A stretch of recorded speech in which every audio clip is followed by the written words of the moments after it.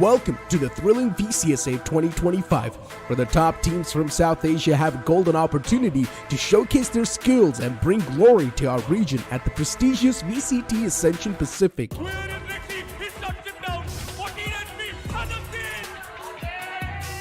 This exhilarating tournament unfolds in 6 stages. Let's dive into the heart of the action with the qualifiers. In the VCSA qualifier, teams from India, Bangladesh, Sri Lanka, Nepal, Bhutan, Afghanistan, and the Maldives will compete, with 4 premier teams directly entering the quarterfinals. Only 2 teams will earn their spot in VCSA 2025 Split 1 through a single elimination format. In Split 1, a total of 8 teams will compete. This includes 2 teams from the qualifiers, 2 directly invited teams, and 4 pre-qualified teams from VCSA Split 3 2024. They will engage in an intense round-robin competition over the course of 14 action-packed days. Only 6 teams will advance to Split 2, while the bottom 2 teams will face relegation. In promotion relegation, the 2 relegated teams will compete against 2 premier teams in a knockout round to secure their place in Split 2. Get ready for an unforgettable tournament filled with fierce competition and dazzling gameplay.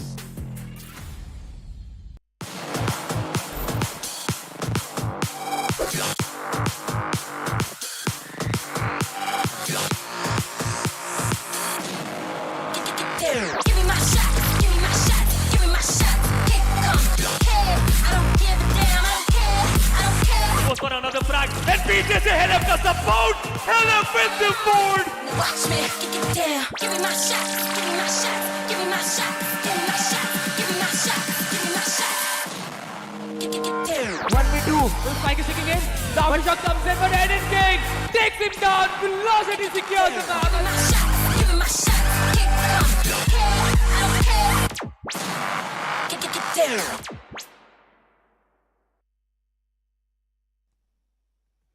Action, drama, and absolute cinema were the summary of day 1, but day 2 is going to start with an even more exciting note. Ladies and gentlemen, welcome. You all are watching the VALORANT Challengers South Asia 2025 Split 1. I'm going to be your host and caster, Scared Yet. Alongside me, we've got the main magician guy out here, Aladdin. How are you doing, my man? After that day 1, day 2 seems to be even better. Thank you so much for having me once again, and thank you so much for this warm welcome. If we talk about yesterday, it was definitely one of those entertaining days that we look for. I mean, the first of 3, that was something really interesting, and after that we saw some crazy finishes from different teams out there.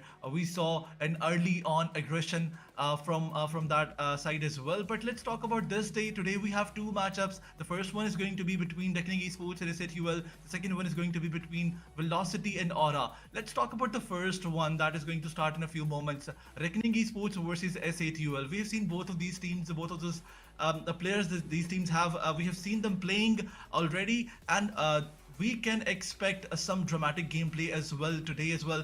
But on the other side, if we talk about Revenant Esports, I think this is that side that I can say looks a bit heavy if we talk about their history as well. Yeah, they are indeed looking pretty heavy, but you know, there's another thing that's very heavy throughout this entire series, and that's the entire format of Split 1, Split 2, Split 3. And we've got that in front of us already. Split 1, single round robin. We've got 8 teams, and then the bottom 2 teams will be sent to promotion relegation 1, where they will be matched up against the teams that will qualify from Premier, moving on to Split 2, giving us 8 teams. Now, 6 teams, the top 6 teams from Split 1 will qualify directly to Split 2. Same format will be followed for Split 3 as well.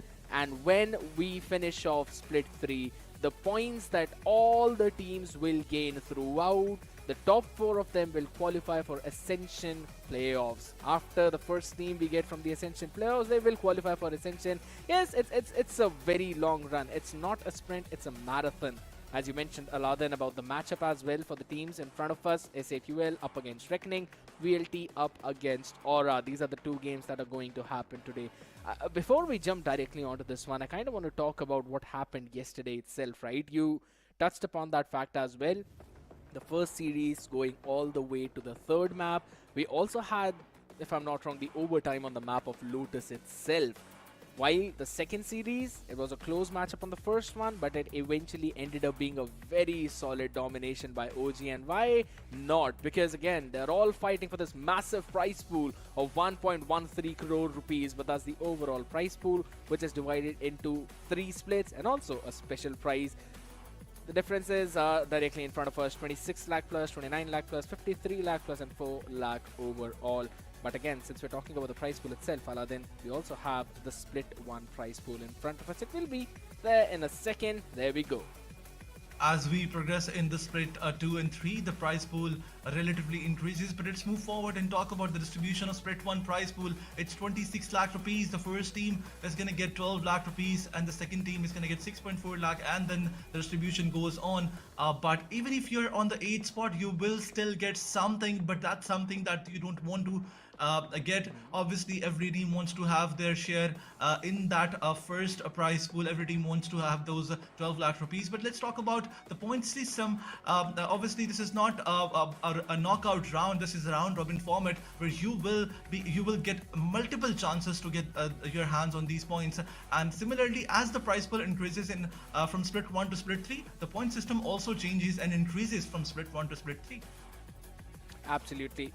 In split 1, for the first placing team, you're going to get 60 points. For split 2, it's 105 points. And for split 3, 135 points. Split 3 is super important, but at the same time, you need to have that consistency throughout the entire VCSA current season. But since we're already talking about all of that, Aladdin, we've got the matchup in front of us. Today's schedule, Reckoning up against S8UL. Second one, VLT up against Aura. Now I want to talk about the lineups as well, both the teams, because both of them have gone through a humongous roster change. For S8UL itself, let's be very honest, they've picked up a few players that were in another different lineup previously. They've also combined them with Helef and Techno. Helef and Techno were the players who were from true rippers. If arguably 2 of the best players that the subcontinent has produced, and you pair them up with other young guns as well, now that's a good amount of experience in front of you. While on the other side, we've got, again, Deadly 10, Tricky, Rio, BGG, Moner. Really solid people, solid lineup. And this is one thing about Reckoning, you know, we've kind of noticed that they always love to bring in a couple of Russian players into their Indian core. Absolutely, 2 of those players are Russian, and definitely this mix-up is going to increase the intense battle out there. But as you were talking about Team S8UL, they do have some experienced players to play with, but on the other side, they have some players, newcomers, new players with their raw aggression. So let's see how these things turn out. On the other side, if we talk about the history, Revenant Esports and S8UL, they have played against each other, and unfortunately, it didn't go well for Team S8UL previously. Yeah, I mean, again, these are some old things that happen right now. Let's have a look at the roster itself, which we've kind of revealed to all of the people out there. Disease, Helef, Techno, Miz, King Kappa for S8UL, while BGG, Rio, Deadly 10, Tricky, and Moner. BGG, Moner, these 2 are the players who we'll really be looking forward to, because we have known all of these Russian players, they've got some cracky aim. I mean, even on the global stages, if we talk about that, Gambit used to be one of the best, or you could arguably say one of the best rosters out there in Valorant. So Russian players, they do have got that tag behind them, right? If you're from Russia, you're probably a crack player at Valorant. We'll have to wait and see, because even in previously, I remember Adrian King used to be one of the solid players out there. There also used to be A and Q. They used to be very solid in terms of their aim, but this game is not always all about aim, right? There's always strategy involved. There's always those calls involved. And in terms of calls, what better guy than Helef, who previously in the previous VCSS split, he made it to the grand finals, if I'm not wrong, at least 2 times or maybe even 3 times. Absolutely correct. These recent changes are not just going to bring something good in S8UL. Other than that, we can see some challenges as well, because S8UL, it is really important for them to create some understanding between all those new players, all those newcomers as well. So let's see how this mix and match goes in this one. Although on the other side, Revenant Esports, they have their previous lineup, as they have some Russian players as well. They have that experience that they need to show on this level of a tournament. So let's see how this challenge is going to be accepted from their side.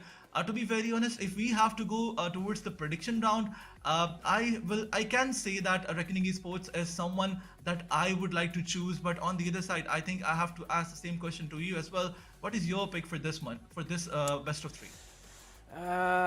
It's a pretty tough one, man. I'll have to say, because both of these lineup look very solid. It always comes down to how much practice you've had. So I guess I'm gonna go with SATUL this time around. It seems that this entire roster that they have picked up, 3-player hybrid disease as well, and then Techno Helef, you combine all of that, you've got the experience, you've got some of the solid young guns. I think so we can very well see the potential that this roster has, and at the same time you could also count on the firepower that they'll bring. But again, I'm ready to be surprised by what Reckoning Esports is bringing on the table. Absolutely. I think the way you are appreciating Helef and all these other players of Team SATUL, I can say that we can see a little bit of biasness from your side towards them, but definitely Reckoning Esports, the way they play, the kind of aggression they have, they will impress everyone out there. So this matchup is going to be really interesting. On the other hand, we have another best of 3 that will be played between Aura Gaming and Velocity. We have seen Velocity Gaming playing previously in some of the tournaments, but on the other side, Aura, relatively a new team. Let's see what they are going to bring on the table. Yesterday we did have 2 best of 3s. In the first one we saw Global Esports dominating. On the other side, in the second one, Asterisk Esports, they struggled a lot. In their first match, Asterisk was a completely different team. This thing can happen with any of those out there, because when you lose one match, you definitely lose your confidence, and that's when experience comes in. And SATUL, Reckoning Esports, both the teams, they do have all those experience. But let's talk about the matchup right now. For now, the map Veto is here. We can see SATUL, they banned Pearl, and the Lotus is their first pick. On the other side, Heaven is the second match that will be played, and Split is the decider. How do you look at this matchup right now? To be honest, I'll have to say Lotus has got 100% first map pick rate. We've seen this map show up 3 times now. This is the 3rd series that we're going to witness. The first one, it was an OT. The second one, it was a very close call. I'm pretty excited to see what's going to happen this time around. Haven as well making its new appearance. 2 3-sided map out there, along with Split being the decider. I really want the series to go all the way to the 3rd map just to witness what's going to happen on Split. But also at the same time, Lotus Haven 2 3-side map, very attack sided, you could really say. So the calls are going to be even more crucial. I've already mentioned that in terms of how good an IGL is, you always see that given how good he calls on attack. And Helef has got a good amount of experience in that, but I want to see what Reckoning is bringing on the table. As I've already said, they've got some cracked Damers, Deadly 10. He used to play for Middle, if I'm not wrong, back when Sai used to lead the roster. Tricky, Rio. Rio used to be a part of the old OG lineup too. So, if I'm not wrong, Rio is probably going to give out the calls. I do need a confirmation on that though. But yeah, I'm really excited to see how that roster is also going to perform out there on this stage, specifically when they're up against an experienced lineup like that. Absolutely, but now that we have the map Veto ready, we have to see the compositions as well. Another important factor, what are going to be the compositions that these teams are going to use? Is this going to be vanilla? Are they going to try something new? Considering this is the first match, they can go towards some new compositions as well.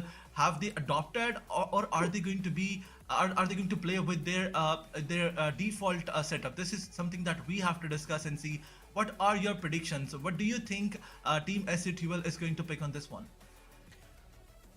I also want to bring out the same fact about the compositions on Lotus, what happened yesterday. I kind of want to compare and then predict what's going to happen today, where we've seen Viper, we've seen Omen, double controllers, we've seen double initiators, but you know what, we'll talk about the compositions in a while. Let's quickly have an interview with the players out there. So we'll definitely have the conversations around it. Hello guys, hello, welcome, and all the very best for the match that is going to be ahead of you. We do have BGG and obviously Hellranger, the coach. BGG, what about you, man? Where's your coach? We're missing him. You are missing my... I'm also missing him. I don't know. He's there. He's with us now, maybe giving some advice to the boys. Maybe he's busy. He's busy, man. He is Don't interrupt busy. him. Don't interrupt him. All right, I got your answer, man. Okay. All right, no worries, Hell Ranger. So previously we have seen you as a player as well. Now you've diversified into the coaching side. How different is the mindset that you feel right now is with respect to you being the coach, and how well you guided the team so far for this particular match now? I think we have had a short practice session. We have had like 2 weeks to practice, but we had 7 players, so we were giving a chance to everyone to secure their spot. But so far it's been good. And talking about the change in mindset, I feel the approach to the game is similar, but at the end of the day, as a coach, it's about what you can teach to the players and not about what you know. So I'm trying to thread that needle accordingly, and yeah, it's been a good experience so far. 100%. BGG, once again, you are now joined Reckoning. You have part of a different team just before this particular tournament. So how you guys are gelling up actually? And who is the team leader, the in-game leader of Reckoning? That's me now. Before that was Rio, but we find out that might be change better for us at this moment. But we are trying a lot of ways to find our way to play, because at the start that was not issues, but mentality was really different. But we are playing more than 1 month already together, so the issues is full gone for us now. We are in full confidence. Yeah, and just one question before both of you guys leave. For both of you guys saw yesterday's matches, how the matches were. We saw RNTX just going on 3 maps, and we saw Orangutan finishing down to 2 maps. So what do you guys think of this splits competition now? Is it bigger and better? How do you think your team is going to fare against all these teams, starting from maybe you, BGG? It's hard to say now because we didn't play any match. We didn't feel the opponents yet. So ask me this question again after we finish first league, okay? Okay. All right. Hell Ranger? Yeah, for me, like, if I'm being honest, we don't really care about the opponents. I don't even care about the outcome. It's about playing good Valorant. So as long as we do that, that's what I tell the boys. It's always about not skipping steps, playing the situation correctly, going round by round, and that's what I like to focus on. Because when you tend to focus too much on the results, it builds up a lot of unnecessary pressure. Obviously, we want to win. That being said, right, I don't mean that we don't want to win, but at this point, we are just focused on playing a good game of Valorant, and the result will speak for itself. Well, hopefully, I think we will see that incredible game of Valorant. And thank you very much. All the very best for the game. Bye bye. Thank you.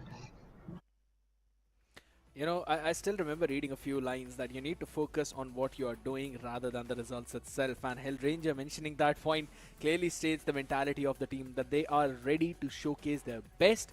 They do not care about the result itself. Yes, they're going to try and play for the win, but at the same time, their main focus is playing good Valorant. But I mentioned that I think so. I thought Rio was probably the IGL of Reckoning, but now BGG taking that role over Aladdin, I think so. That's gonna bring in a different kind of approach to the team right away. Definitely, the experience is going to be there that the BGG brings on the table. So let's see how this team uses that and obviously shape their performance accordingly. But on the other side, before this interview, we were talking about the composition as well. As previously, yesterday, we had 2 Lotus maps, and on those, both of those maps, we saw a kind of the similar composition from all 4 teams. It was Vice, Viper, Fade, Omen, and Raze. Only Asterisk was that team which changed a little bit in that composition, but unfortunately, they faced a heavy loss because of that. But on the other side, the similar composition was used by all these 3 teams, and I guess this is the composition that we expect from these teams to play with. To be very honest, I kind of want some experimentations out there now. I want to see some Yorus being brought on the table though, but since this map is very staple pick for a race, we will probably see the race pick only, but at the same time I want those Teho breaches as well. Pair it up with an Omen, pair it up with a Viper for a pseudo sentinel role, or maybe don't put a Viper, bring Vice into the competition. We've seen all of these comps in the international stages, so I kind of want to see that adaptation as well. I love the fact that Asterisk were kind of picking up on it, but at the same time other teams also need to scale up. Now that's one thing I always mention. that Asterisk, they almost won that map. Had there been a little more discipline in the team, maybe their approach could have been, you know, a little bit refined, and they might have picked that one up. Maybe we would have, you know, seen that entire series go for that third map. But it's absolutely fine. Right now we've got a game in front of us. Reckoning Esports, S8QL. We've got some good international experience as well. We've got some solid Indian players out there. Some cracky aimers. I'm excited for this one.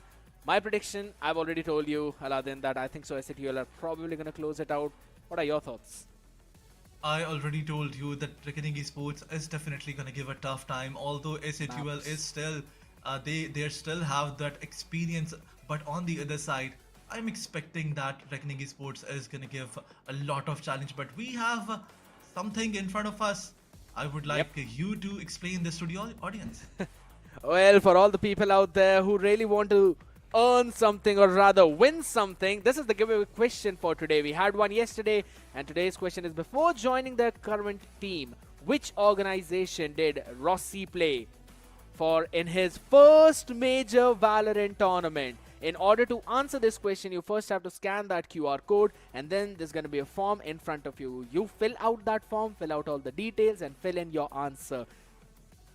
The correct answer is not going to win the giveaway right away, but throughout the entire week, the one who answers the maximum correct questions will win 5,000 VP. That's for the first place. The second position player is going to win 2,000 VP. So for all the people who are out there, scan that QR code, answer the question, fill in the form, click on the submit, and then you're eligible. Once you answer the most correct questions, 5,000 VP are not going to get anywhere but rather in your account. That probably means you're going to get your favorite skin. Unfortunately for me, I'm not getting my Gaia's Vengeance Vandal. I highly doubt that. I do think that you're also commenting from your other device. But let's not talk about it. Let's talk about this game. I exposed you right here. But never mind. Let's talk about the game. Oh, okay. Let's talk about the first game that is going to be played between Reckoning Esports and S8UL. As you already mentioned, that the IGL factor is going to be there. The Russian player factor is going to be there. But at the end of the day, it's not about who is good and who is bad. It's about which team plays better on that specific day. Which team plays with those advantages. Which team plays a little bit more carefully, because yesterday we saw some best of threes that could have been resulted in a different way, but all those smaller mistakes, all those crucial mistakes, they made them cost the best of three, specifically that TP from the Omen side, if you remember. Yeah, I still remember those jitters. Now that's something you need to wipe off regardless of what you do, but these players, they've got absolutely no jitters. You can see King Kappa looking into the camera. He was, probably having the stare down contest itself. But LF, Disease, Miz, all these players out there ready, super solid as we move on to the map of Lotus. Ladies and gentlemen, we've got a series in front of us, and agent composition is now the main question. Which team is going to go in for that Teho breach? Which one is going to stick to their default? We've got the Teho breach from Reckoning. Along with the Yoru as well. Alright, I'm happy, I'm excited. I talked about it, Aladdin. We've got the Yorus now being brought in, along with the ISO raised double duelist with the SOA. Now that's interesting. If I'm not wrong, that's probably the composition that T1 brought in on this map. Absolutely. Team Reckoning Esports, Team S8UL, they are experimenting. They are going with something different. And now let's see how these things turn out as this match progresses. Reckoning Esports, as you were expecting, you wanted to see Yoru and Teho, and there we have it. Yoru, Teho, Breach, and then Vice. Some real interesting composition. Now on the other side, as you already mentioned, King Kappa is bringing the ISO along with Raze by Miz. This is definitely going to be one of those interesting matches, and I really want to see this. I really want to see some interesting Valorant being played here. Let's talk about the first round. A little bit of tension towards the C side, and on the other side, the defense player are also going to push here. So this is going to be really insane. We will see some bloodshed in the early few seconds of this round. Yeah, possibly that drone broken instantly. Don't have a lot of information, but there we go. Finally, shots being fired, and Techno is the first man to draw blood. Deadly 10 on the other side, answers right back with 10 HP in his pocket. Still survives, but there's still one more player, or maybe two, you need to deal with. LF, Disease. Disease, do you have enough? Do you have what it takes? He absolutely does, as LF catches two as well. The attention being drawn towards the Sova, and the Cypher strikes from behind.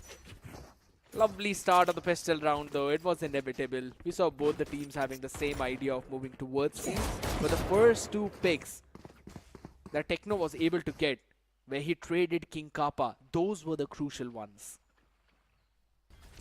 Absolutely, the first round is setting the momentum, and it's clearly telling you that this game is not going to be easy at all. And you can see some crazy picks by Deadly, but on the other side, Disease was there, Helif was there to get the job done and seal the deal for their team. Round number 2, a save round from the side of Team Revenant Esports, because definitely they have to buy in the third one. But on the other side, we have seen a couple of Guardians and one Bulldog as well. Helif bringing that a difficult weapon, not difficult, but a crazy weapon, I can say. Something that that can give you a lot of picks in the bonus round, in the save round specifically, in the second round. And also if in case someone tries to go for the force buy, then for the bonus round itself, that weapon becomes lethal. But apart from Tricky, I haven't really seen anyone going in for any kind of force. It's only Tricky with 1,000 creds in his pocket. Techno is ready with the paranoia. Timing. Yep. Perfect. Miz catching BGG. The trade. Oh, okay, my Rio. God. Nice shots out there, catching Miz. He overstayed his welcome, so a good punish, but I don't think so. It's gonna lead into anything more. Techno is there. 30 Ready. seconds left. Broken the TP as well, does the flash, double tap, activated, but Tricky has got some good shots up his sleeve, but not enough to take Techno down. As he gets to an S8UL, start with the 2-0 lead. Classic is the new bundle. That's what Tricky tried to prove. And he did get one pick on King Kappa, but Team S8UL easily seizing the round for themselves. And now, as this is the buy round and bonus round from side of Team S8UL, things are gonna get interesting from here. Let's see if Team S8UL will be able to convert this one. This goes It seems a little bit difficult, as we cannot count Revenant Esports out any day. But a bit of tension from both the sides towards A main. BGG finding the first one and finding another. This guy is not stopping at all and finds the third one as well. Lovely. This is crazy. An easy force- down. Yep, they Almost. forced out Techno out in the open after using the guided salvo over towards the link, which eventually put him in a bad position, and he was basically not at all ready. Miz as well, right behind the rubble. He had to peek out there, and BGG, he understood where he would be playing, and he was alone. Finished him off, and then eventually ended up trading King Kappa as well. Lovely performance coming in from this guy. Look at that, King Kappa, he was good for one, but BGG, super fast on that trigger. Trading him off, and eventually now, S8UL are in the position. They want to fight Rubble. Undercut is going to go along with the paranoia as well. Good utility being used up, but understanding the heavy presence. Reckoning answering back, moving towards the seaside right away. Disease, he's all alone out here. Does not get tagged by the drone, so the trips are going to stand. But he moves all the way back, giving up the site entirely. Guided salvo out here. Opening up the space as well. Running up on the back of it. Quickly breaking out that fire so Disease cannot catch anything. Good play from Reckoning, good execute. Put a random fires out there. BGG finds Helif. And look at Tricky. He's not stopping at all. He's pushing the spawn. And on the other side, some random fires. Gameplay is still going on. But look at Techno slowly and steadily pushing towards that side. This is going to be an easy post-plant situation, as this is a 3v5. Reckoning Esports converting another round in their favor. I think Team S8UL, all they have to do is save their weapon now. They can go for some exit frags, but they should not lose their weapon. They cannot give an advantage to Reckoning Esports, specifically that economy advantage. Here's this one big reason why this composition that S8UL are bringing this kind of lacks in terms of stalling potential. If you're heavy committing towards one part of the map, then wherever the Cypher is playing, he does not have enough utility to stall out when the enemy just rushes you down. And that is what Reckoning capitalized on. There were only a couple of tripwires out there, maybe 1 or 2 steel cages, but the amount of utility that was used up to take rubble, it gave a clear indication to Reckoning that C is going to be a very weak side. So good understanding, good adaptation. Still 3 rifles up on board with a couple of sheriffs. Helif is doing a pretty solid job with that. 4-2-1, couple of points away from his own Hunter's Fury 2. He catches one and maybe takes an orb. That would mean that an important ultimate would be online. 3-2 split though for Reckoning. Another problem that I think the SATL is gonna face when they will be attacking is their post plant situation. They do not have any player to use those utils in any post plant situation on the other side. Team Reckoning Esports, they have so much utils. They have their breach ready. They have Vice utils alongside Teho. But for now, Moner picked one. SATL, the trouble is definitely on them. Slowly and steadily, Team Reckoning Esports pushing towards SATL. Helif is trying to reveal something, but unfortunately he gets caught. He's open for grasp, and Team Reckoning Esports, they're not gonna make any mistake out there. Spike planted. 2 people Absolutely. for the flank. Moner is watching them. But he'll be taken down right away. Techno down to 8 HP, but at least it's a 3v3. He's got the TP available to try and support. Miz figures out where the players are. I mentioned about the post plants. There's a lot available for Reckoning. Still got a fast point. Rio, deadly 10 wins out the fight against Disease though. That was an important one. Miz also down to such a low HP. Combined HP 13 for these players. And they've decided not to fight for it. Running away, but can they survive is the big question. Deadly catches one.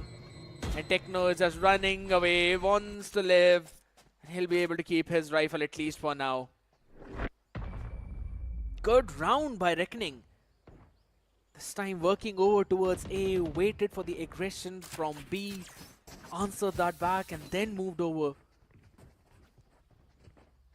Got Helif as well with the utility in the hand. Timing was brilliant.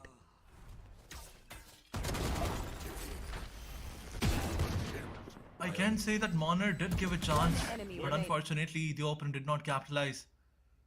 I mean, he missed a lot of shots, but Team SATL, they definitely need to rethink, re-strategize. But this is just the beginning.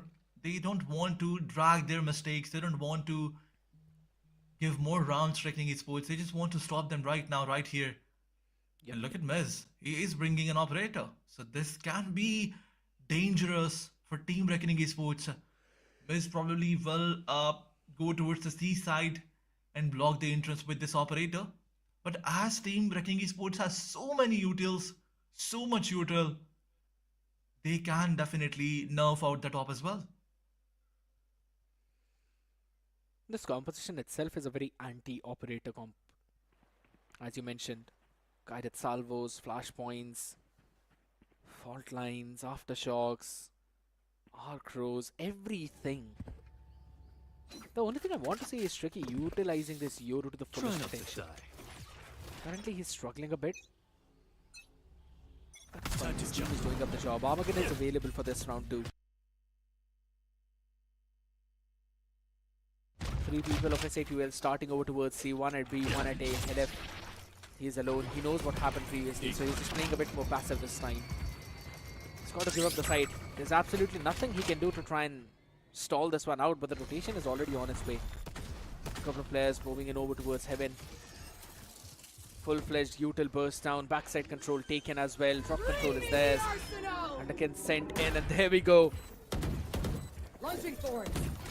Thorns are He's alive. got the steel guard and used up, no weaponry. That's going to buy some crucial time for Reckoning. And look at where Moner is scaling up. All the way towards stairs, and Techno is there, but does he anticipate him so far forward? Yes, he does. Paranoia perfect on the face, but the timing just not enough. Miscatches one with the operator onto Tricky. But they've got so much more to do, scaling up behind the contingency, double tap activated. Rio, PGG playing all the way far back, ready with the utils. Reckoning should win this round. Absolutely. A util heavy post plant situation, but look at this. Honor finds one, finds another, and this is it. An easy conversion from Reckoning side. Techno is the last man standing, but he has to save his weapon now. Situation was down to a 4v5.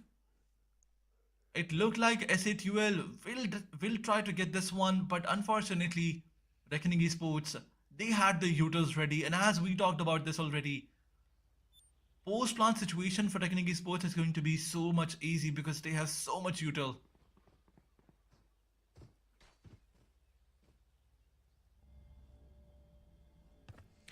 Now is the main idea behind this composition that SATUL is bringing, right? It's not... You cannot play systematic with this comp. You have to be very quick on the fly. You have to take those chaotic fights. You have to go for the flank heavy play. You can't really end up giving up the space on side. Techno tried to. PGG was just better. Shuts him down. Look at that. Emptied out the entire side. Now the rotation is over towards all the 4 players. C is fully empty. It's going to be another free side for Reckoning. My, oh my. Reckoning is just playing phenomenal Valorant right now. Fun fact, Aladdin, now BGG is basically set out for a lurk play. He's going to catch a timing onto the players behind SATUL. And C side is also theirs. I really don't think that he needs to do that. I mean, Tricky and other players, there will be enough for the remaining players of Team SATUL, and this is it.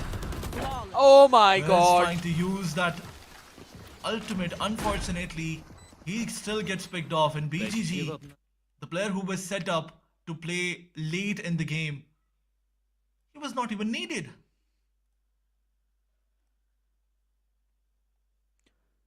An even better part now, he can basically do the same thing in the next round. Absolutely. SATUL are not going to expect it because they haven't seen it. Even the showstopper was used out in this round, though. I'm not quite sure if that was a good decision. Anything? It was pretty flashy on that point. 22 HP on Tricky as well, so it did not do the job that was intended. The setup now changing. 2-0-3. Double control established. That's pretty nice. Kill contract available though, but King Kappa, would you want to use that as a question? 4 player over towards B, sending it out directly. Picks up Rio. Oh my god, the man just used out the shorty out there in the ultimate. It's fine. King Kappa wins out that duel. So no more utility of that breach coming in, but you still got Deadly 10 to worry about. Techno catches one on BGG, so 2 early duels being won. Hunter's Fury invested as well. An ult heavy round for SATUL. And they're also winning out on all those trades. Techno gets 2 over towards the end, 3 to finish off the round. SATUL demolished Reckoning in that B crunch. They used 2 ultimates, but thankfully they did convert this round towards their side. Specifically Techno, the credit goes towards him as well. The way he picked 3 of those players and made sure that SATUL wins this round. Although Team Reckoning Esports, they did try to change their plan, which I really didn't like. Going towards B was definitely a bad idea. But Team SATUL, they did play a good game as well, a good round as well. But now, as the tension moves towards the C side, Wiz is still there with the operator. You have to be careful. But the drone is going to give a lot of information. And definitely this team is going to fall back. And you can see towards the map, they're falling back towards the A side again. But A Rubble is being controlled by SATUL. Helef is there, Helef is there. Helef made a mistake, but still Tricky. He could not capitalize.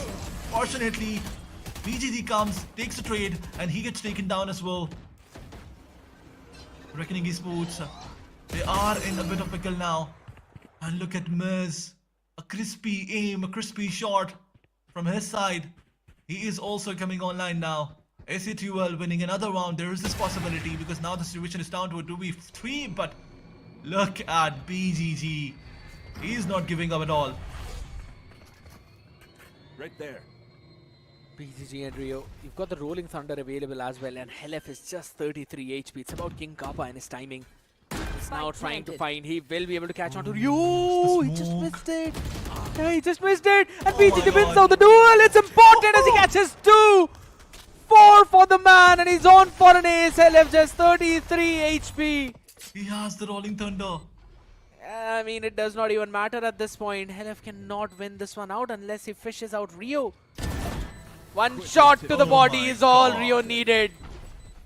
Flying a bit too high, my guy. Wins out the 2v3 Reckoning with 6 rounds already in their bag on the attack side of Lotus. It's a dream start for them. Absolutely. Team SATUL, they had that advantage in this round. But unfortunately, BGG was there to make the situation even for his team. And now they need a timeout. Why do they need a timeout? To probably, you know, just chill out a bit maybe. Like, it's fine. We kind of lost early few members in the previous one. It's fine. Maybe just to change out the pace, momentum, adrenaline. Whenever it's a bit too high, you would want to take that time out to calm your team down. That's what's happening. I think there's no other reason that Team BGG Team Reckoning Esports, not BGG. I'm really sorry. There's no other reason that Team Reckoning Esports is gonna take this time out. And on the other side, Team SATUL, they're also given a chance to think about what they are doing wrong. Moving towards the round number 10.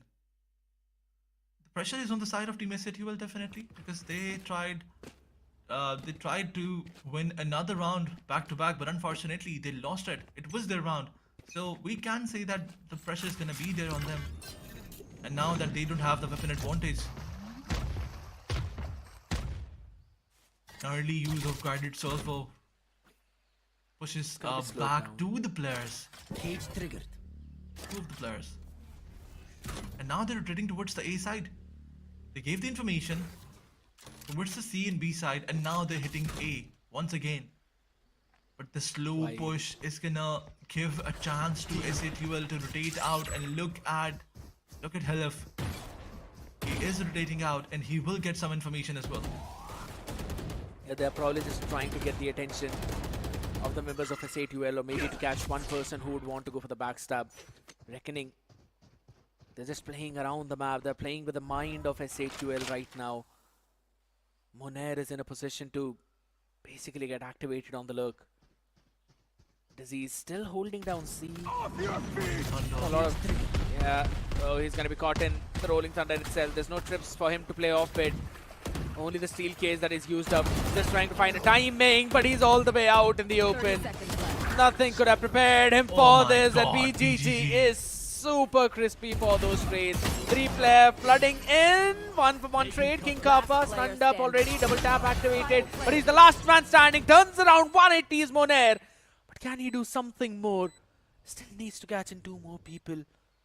47 HP kill contract available, but it's all about timing. Rio sees him, Rio sprays him, and secures the round for his team, 7-3. Not getting the message. Leave it to me, I'll rough them up. Another round goes towards Team Reckoning Esports, and in this round they did try to do something different. Gave information towards the C side, rotating back towards A, and then another rotation towards C. But Team SATUL, as they were not buying it, I was expecting that this can be that round where Team SATUL will turn the table. But unfortunately, Team Reckoning Esports was just better. Specifically BGG getting those entry frags.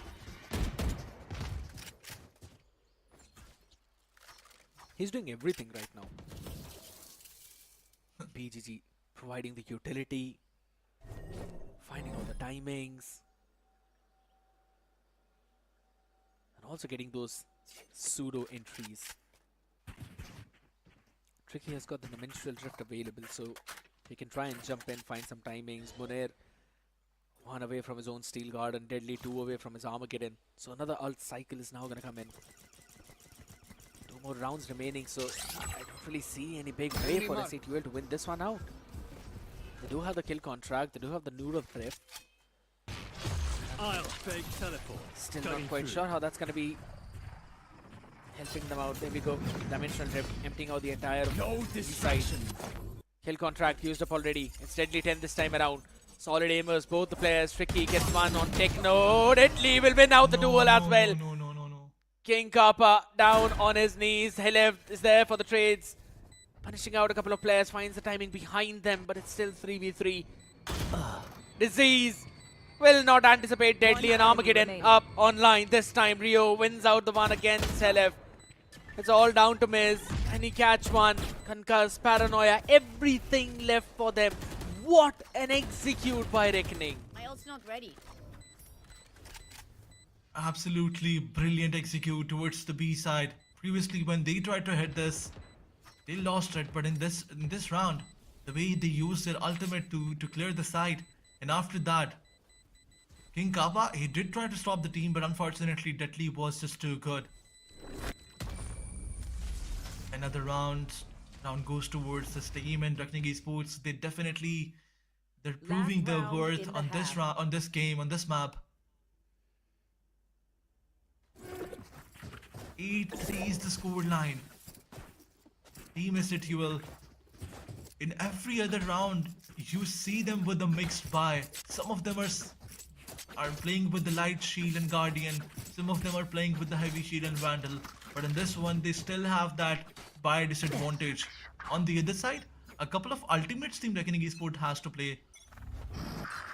They have a couple of ultimates to play with. They definitely have the advantage, but an early execute, an early close push, Steel Guard being used. Tricky finds one and finds another. Oh, lovely. Back, but look at this, look at this. Util usage, it's just too good. They've got the numbers up and they still don't care about the util. It's such a lovely disciplined play from Reckoning Esports. 9-3 in that half, and that is when they lost the pistol and the round immediately after that. What a way this team is playing. It seems like Reckoning Esports, they have revamped the roster, and this is a revamped Reckoning itself. 13-3 for BGG, 10-5 Deadly 10, 9-3 and 12. Rio is just having the time of his life. Monair 685, fine. He's the lurker. Tricky 69, it's okay. He's taking those entries. Disease 19, man, that's rough for the guy. He can't really do anything because whenever he's just holding it down, that's a full-fledged horns out bull push from Reckoning. 2-3 split, no one on B, just a sheer to hold it down. That means they will have an idea of what's coming there. As you holding it down. As you already mentioned, the Russians are having their time. But look at SATUL, two of the players are pushing towards A side. BGG is there. On the other side, Techno finds Deadly, but he gets traded off. Rotating back towards the A side. LF has the spike. They're gonna probably end up towards B. Oh no. Miz has no idea that two of the players are there. They're just waiting. They're just waiting for SATUL to think that nobody's here. This is brilliant. Miz has already got the timing onto Monair. He'll be able to take him down. It's just about how quickly can he find that one. BGG though. BGG Monair. They just traded out the rest of the members of SATUL. They should have waited. Oh my god. Miz finds one. But can he get the second? No, he will not. BGG shuts him down. Disease on 14 HP. The cure is there. The antivirus. BGG, my man. Wins it all out. The timing could not have been better for Reckoning, or we just have to say, man, SATUL. The impatience. And by the way, Aladdin, this is a map pick of SATUL.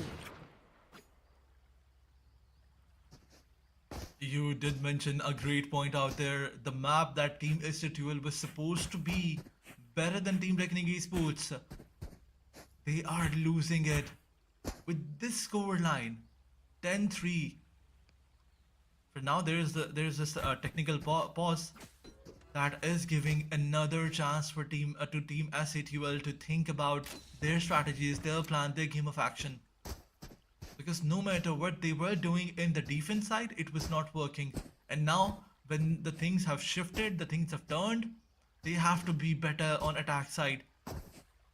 I mean, the way they played this pistol round, their plan of action was good, their execution was good. But Team Reckoning, they were just better in the aim game. And that's one of the reasons why they won the pistol round. So Team SATUL, now that their strategy is exposed, they have to come up with something different. And unfortunately, now Team Reckoning Esports have the buy advantage. So you cannot force it, because if you force and lose, then the game is over. If you save and lose, then definitely it will go towards that 11-3 score line where you will not be allowed to make a single mistake. So this is a very tight situation for Team SATUL. Kinda reminds me of the Sao Paulo Grand Finals 5th map of Icebox. Between Loud and Fnatic. The stakes were very different. Situation kinda the same. But with the way how Reckoning is playing, I'll have to say, SATUL, they just look underprepared for this one. They did pick up the composition, but they're not playing it on its strength. So rather than for this composition to work, you need to create chaos throughout the map. You can go for a very fast hit, but then you have to take the space behind that, because you mentioned it perfectly. They don't have good post-plant utility. Apart from maybe just a couple of shock darts or paint shells, if you're saving it up, nothing. Because you'll have to use the other utils like the Paranoia, the Recons, to take those entries. Now it comes down to how much space can you try and deny your opponent, and how solid are you in those aim duels. And SATUL has not been looking crispy. If anything, Reckoning are looking super sharp. They're just slicing through SATUL like a hot knife through butter. Now they've got even better utilities. You mentioned about the weapons, Outlaw, 3 Bulldogs, a Spectre. Everything is super solid for them. And this IGL that they've brought in from Russia, my man is obliterating the other side. 16-3 on smokes is crazy.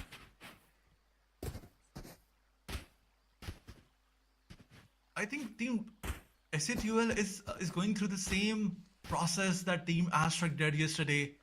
They made the same composition mistake.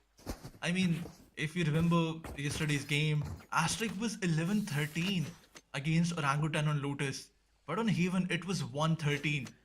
There was something that was different, something that was wrong, and definitely it was the composition. So I can say that this composition is something that Team SATUL is not playing that it was supposed to be played. But let's talk about the game now, because it is starting once again. Team Revenant Esports, they definitely have the weaponry advantage. Taking that A double control early on. Definitely SATUL will have a very slow approach in this one. Oh, nice. LF again proving that Classic is the new Vandal. Takes down BG, but is this enough? Moner is also low in HP, so this gives an advantage to them. Although Moner, he took the gun back towards the side. He does not want to give any weaponry advantage to SATUL. Good hit. Flash trap destroyed. That flash gives out the information though. They're still holding it down there. Share available on B, therefore Deadly 10 can rotate out of there. Moner in an off angle, so if anyone wants to disrespect, they will be meeting their fate. And for as long as Tricky is gonna hold down that A, the stack towards C remains. 30 He is seconds ready with left. the fault line. It's all about timing. He can actually catch 2 people out there though. How long is he going to hold though? King Kappa, so very close. Right on his face, will be taken down. Rio, perfect with that trade, but 12 HP. And the support from Moner is there. The combined HP of these two players is 39, but they still denied the entry to SATUL, who quickly take the door.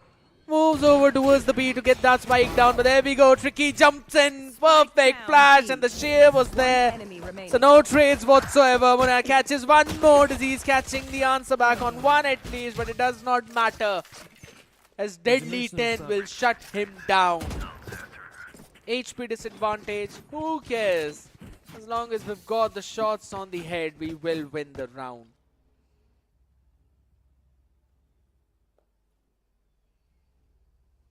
Another brilliant round towards Team Reckoning Esports and SATUL. They have been forced to rethink, re-strategize through a timeout. But they had enough time in the tech pause already.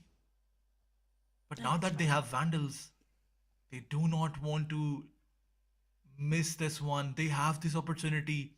They have the weapon advantage. Usually when you are playing some bad rounds, this is somewhere that you get a chance to revamp. But is this going to be enough? The scoreline is so bad for them. Reckoning Esports, they have that advantage in every possible way.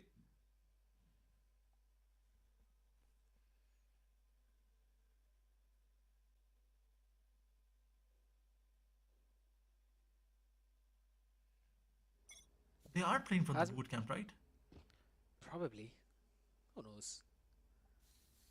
I mean, given the situation, it does not matter where they're playing from. It's how they're playing.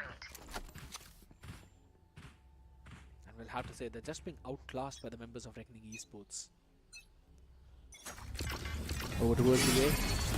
Solid play. There we go. First shot, King Kappa. He lands at not just one, but rather three. Still on 2 HP. And he wants to go more as Techno. They shut down Deadly 10. This round lasted less than that timeout. And it's all down to Maner. 150 HP player, 3 out in front of him. King Kappa on 2. You can basically just pass by him and he'll fall. And the rest, he's gonna take a shot to the skull. He's still on 10. He will try to take some exit frags and that's it. Maybe. Trying to change his position. There's a tripwire in front of him, so they'll know. Lock trap destroyed. My ultimate's ready. Oh my Wait a god! second. That's enough damage already. Can he get one more? Disease. He's still trying to survive though, but alright. Mones Saved thought that it's Vandal. enough. Lovely. Did not get the round, but he got 3 skulls out there. Only 2 weaponries carried forward for the next one, so it's not going to be a decent buy for the rest of the players. Absolutely, and as we already mentioned, Team SATUL, they had the weapon advantage in this one. Reckoning Esports, they made it quick. They pushed towards A side where all the players of Team SATUL were. But it didn't work out for them. But now that they have the same weapon, in fact, better weaponry somehow, and even have an ultimate ready. King Kappa, he's definitely gonna use his ultimate as well. It's Again, you aggressive and play me. over towards the rubble. But this time around, Reckoning, they've already given out that space. King Kappa. My god, this is something you hate to see. But I'll have to be honest, he knew that there was Tricky's clone out there. Why would he send out a skill contract in that direction? Unfortunate, but it's fine. Miz was able to find a pick on Monet. So all that Sentinel and utility over towards the C now just wasted, but still they need to retake over towards the A side. Got a Paranoia flash available. Flashpoint for Rio 2, but as soon as I say that, the Paranoia is just out of the round. BGG shut down. Long range fight and Disease wins it out. Tricky was the only man who basically got some success. And their skulls will be taken out as well. Disease Helef winning out a crucial round for S8QL, the first gun round of this half. And that was definitely the most important round because now that team, Reckoning Esports, had their weapons back. SATUL, they are proving that they are here for a reason. That kill contract, although it got wasted, but even after that, they did not lose any hope. Specifically King Kappa. He went all in, picked 2 players. on the round for his team. And now, once again, the tension is there towards the A side. But look at BGG. He finds one with the Marshall and Monair. He was hiding on a very cheeky angle. Retrieving Falls flash. back with the Vandal in his hand. Another round where Team SATUL, they're supposed to be. It was supposed to be an easy round for them. But now the situation is down to a 3v4. And Monair has a Vandal. And has also got the Steel Guard unavailable. That makes those Sheriffs even more deadly. It's about time. They had the full control over towards the rubble too. Razorwine, one of them used up already. You thought that maybe there's someone pushing out.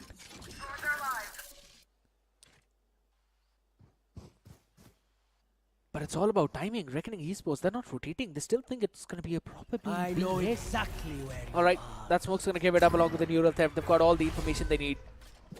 Techno quickly moving up. Steel Garden ready. He's just waiting for his team to jump in. There we go. Lovely positioning. He catches God. one though.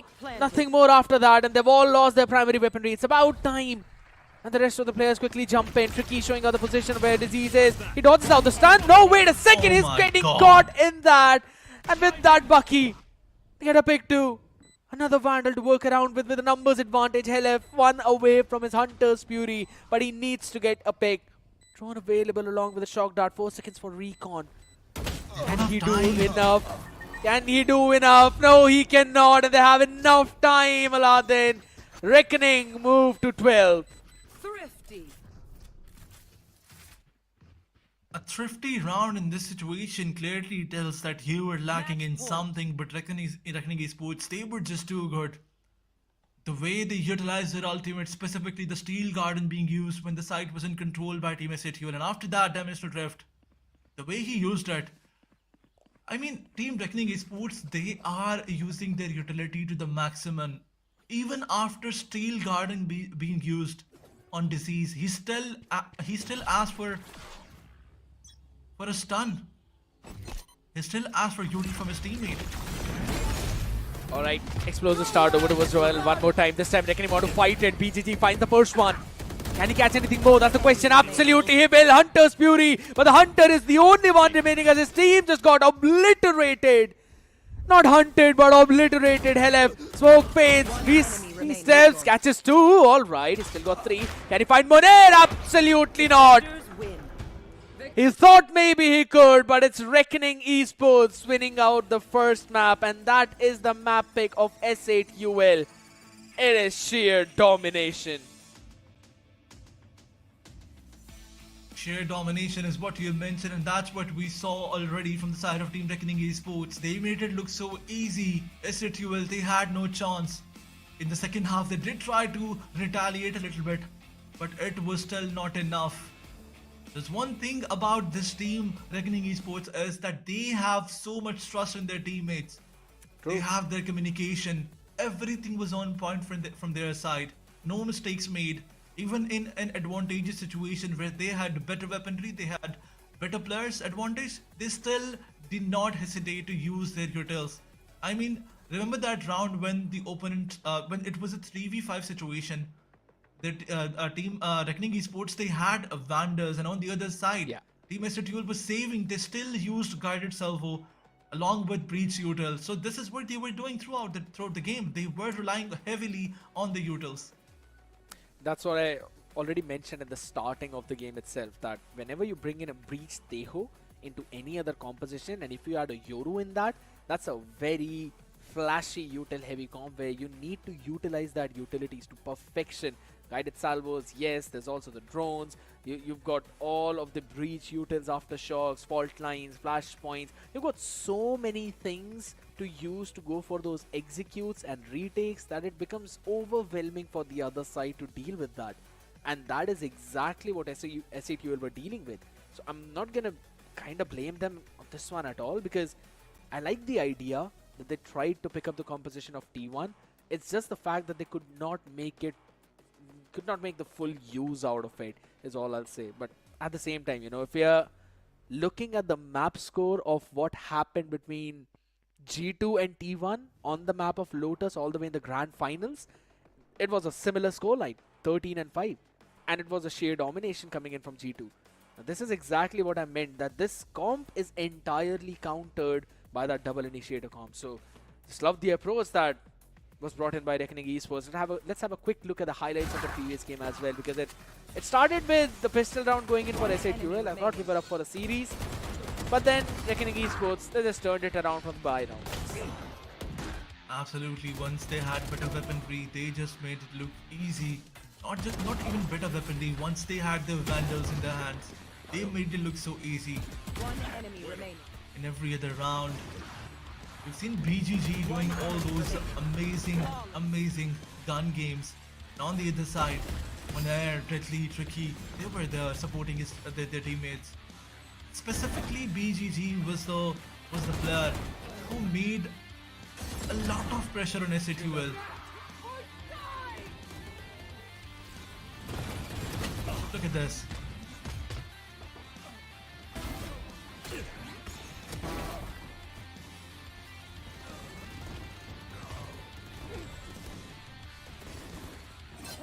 Absolutely, this was the moment where Team Reckoning Esports made it look so easy, specifically all those heavy communication going on. And look at this one. They had the Steel Garden being used on Cypher. Even after that, he asked for a fault line. They were using their Utas heavily, and that's something Team SATUL was unable to counter. Yeah, and it also comes down to the combination plays, right? We haven't really talked about the coordination that Reckoning are bringing on the table. With just a couple of months of practice, it just seems like this team looks probably the most smooth in terms of executing in these games, right? Because you look at the first kills, it's equal, 9-9. But that just means Reckoning Esports is even more better in terms of changing out the output, regardless if they're in a 4v5 situation. They know their default. The post-plant win rate is 1. That means they've converted every single round where they've planted the spike. So if it's going down, the round is theirs. And getting 8 rounds out of 12 in terms of the spike, that's a phenomenal one. Let's have a look at the MVP of the previous one. I think so it should be BGG, and he definitely is. A 301 ACS, 3.1 KDA. And this guy is on smokes while IGLing. What else do you want, man? Out of 9 first bloods this team had, BGG had 6 of them. So this clearly tells that he was there to support his teammates when they needed him. 3.1 KDA, what else do you need from a smoker? But on the other side, as you already mentioned, regardless how the round started, Team Reckoning Esports, they made sure that the results are in their favor. In multiple rounds, Helif and Techno were there to get the first pick, but it does not matter to Team Reckoning Esports. And now that the scores are in front of us, Monair was there to support his teammate specifically. And Tricky, he also played some good Valorant out there. Although the start was not in his favor, but after some rounds, he did try to come back and ended up on 12-12 scoreline, which is not bad at all. My entire attention was caught by the fact that Rio had 20 freaking assists on Breach, while also catching 12 kills.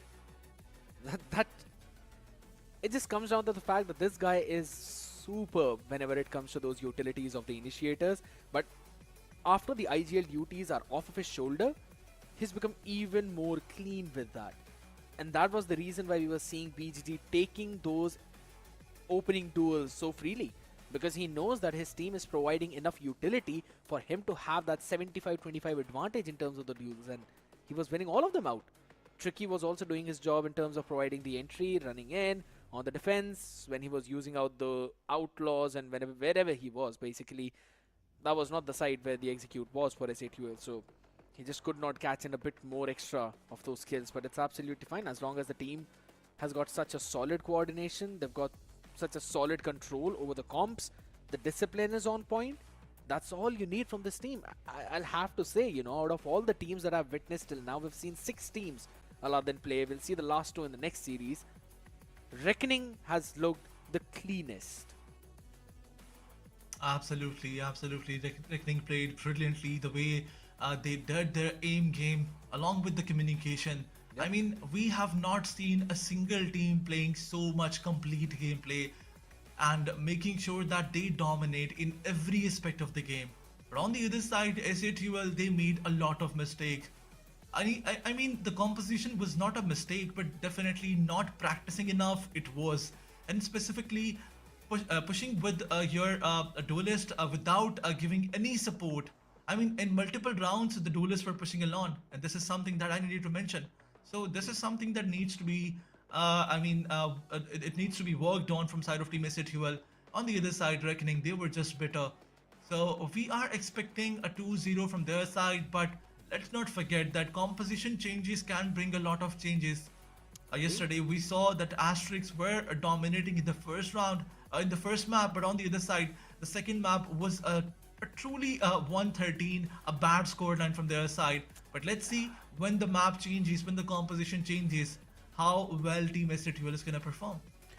Yeah, I kind of want to see as well, but again, the advantage is not going to be for them to grab. It's still going to be in Reckoning's favor, because the next map, Haven, is Reckoning's pick. And if you're talking about 3-sided attack picks, they had 9 rounds in attack. And the next one, I think so, I'm going to still say they are probably going to end the half at 8-4 with the way how they were playing. But one thing is for sure, that Helef was also looking pretty comfortable on the Sova, and the next one is a map where you need to pick up a Sova. So I think so he's going to be at least a bit more comfortable. But the question is, absolutely, are they going to still go in for something like a Jet? Are they going to go for the Neon? Or maybe they're going to pick up something entirely different. Maybe probably they will bring out a Yoru. I am excited to see how that's going to work out, because this T1 comp, picking up the T1 comp is nice. But it's just that I'll have to say SATUL were a bit more unfortunate in this case, because Reckoning's comp counters this one entirely.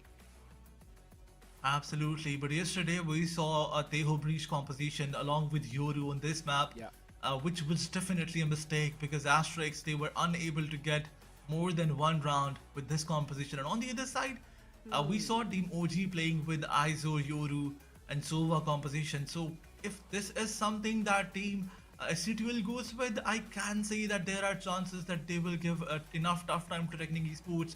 But on the other side, I really want to see what Team Reckoning Esports is going to do, because we can expect some attack heavy competition from their side. Now that they have the advantage, now that they have tested the waters, they know what they should do in the next one. They will probably try to finish this out early on without giving a single round towards their opponent, and that's something that I expect from Reckoning Esports. But on the other side, we cannot count out SATUL so easily as well. I'll have to say, as I don't think so it was more of a composition issue yesterday for Asterisk. I think so it was, I'll have to say, it probably was confidence, right? After the first map did not go in their favor, they made a lot of mistakes.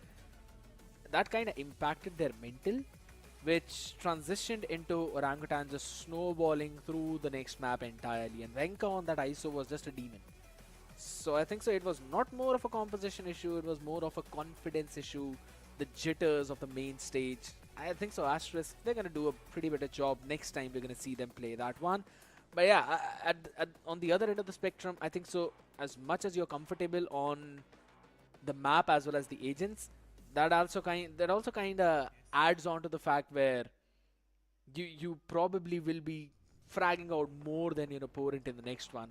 Yes, that 13-1 was not exactly what we thought is going to go, but it's absolutely fine. It's OG on the other side, man. Let's be honest. DC, RBK, Hoax, Venka, Makaveli, they were super solid. But let's have a look at the scoreline of the previous one. 13-5. Lotus was a sheer domination by Reckoning Esports on the map pick of SATUL. Now it's going to be Haven. I did say, Aladdin, that I thought this is going to go all the way to the third map, but it seems like today your predictions are pretty fire. Thank you so much. This is something that I'm expecting from Team Reckoning Esports, and I expected from the beginning of this whole best of 3. But on the other side, the way Team SATUL played, I mean, not in the beginning, but in the second half, the way they played after the bonus round, this is something that gave me some kind of insight or some kind of hopes that maybe there are chances that Team SATUL can do something different. Yeah, indeed. something different needs to be done by the side of S8QL in order to push this series to the third mapper. But ladies and gentlemen, since we're talking about a few different things, there's a difference in the composition as well. A breach being brought in along with a Sova by Reckoning Esports into a Jet, Killjoy and Omen, while S8QL bringing in the breach, Neon, Teho, Omen composition. I kind of like the idea from their side. Maybe this change is going to be pretty good, but there's one change that's happening on the desk as well, and Aladdin will be taking a break while Shadow joins me in for the map number 2 of this match 1 in BCSA Split 1 2025. Well, thank you so much, Ken. And you guys were talking about S8QL and Reckoning, that how Reckoning completely annihilated S8QL in the previous one. The defensive half of S8QL on Lotus was still decent. They got 3 rounds. But on attacking side, they look completely off. Especially Miz, as a duelist, it was his job to get those entry frags. But that was not happening at all. So maybe let's hope things change on the map of Haven and S8QL they find their feet. But for now, Miz holding on to that A-long. Where else? The entirety of Reckoning Esports is looking for that garage control towards the seaside. The solo anchor disease is going to be there. They have the garage control, and also the information has been passed on to the players of team S8QL. But the question is, how are they going to play this one? Miz on the Neon holding down the entire A-long. That's the main reason why S8QL have got a stack over towards the other parts of the map. A couple of players on B.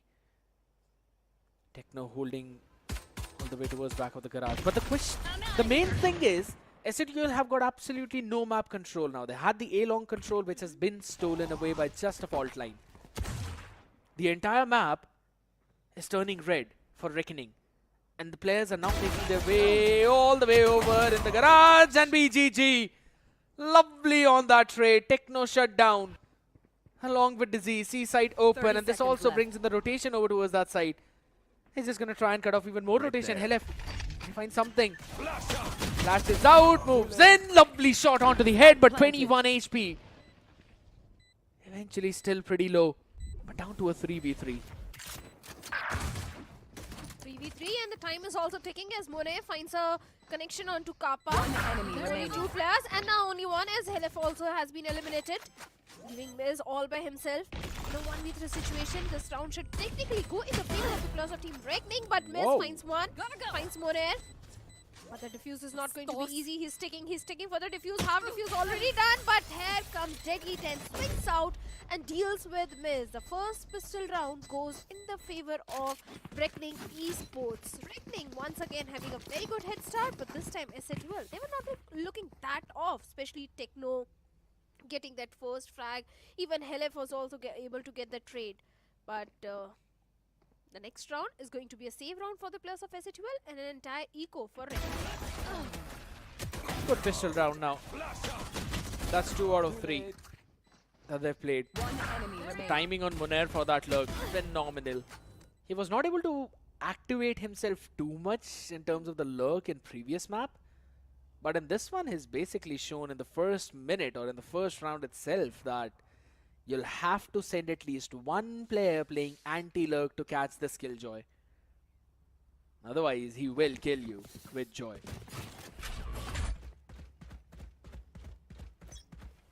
Okay, investment is actually coming from the side of S8QL in their save round. A Bucky from the side of Miz. Well, else for Reckoning, it's an anti-eco. A Bulldog, a Rifle is already there. Miz is being a little aggressive towards the A-long.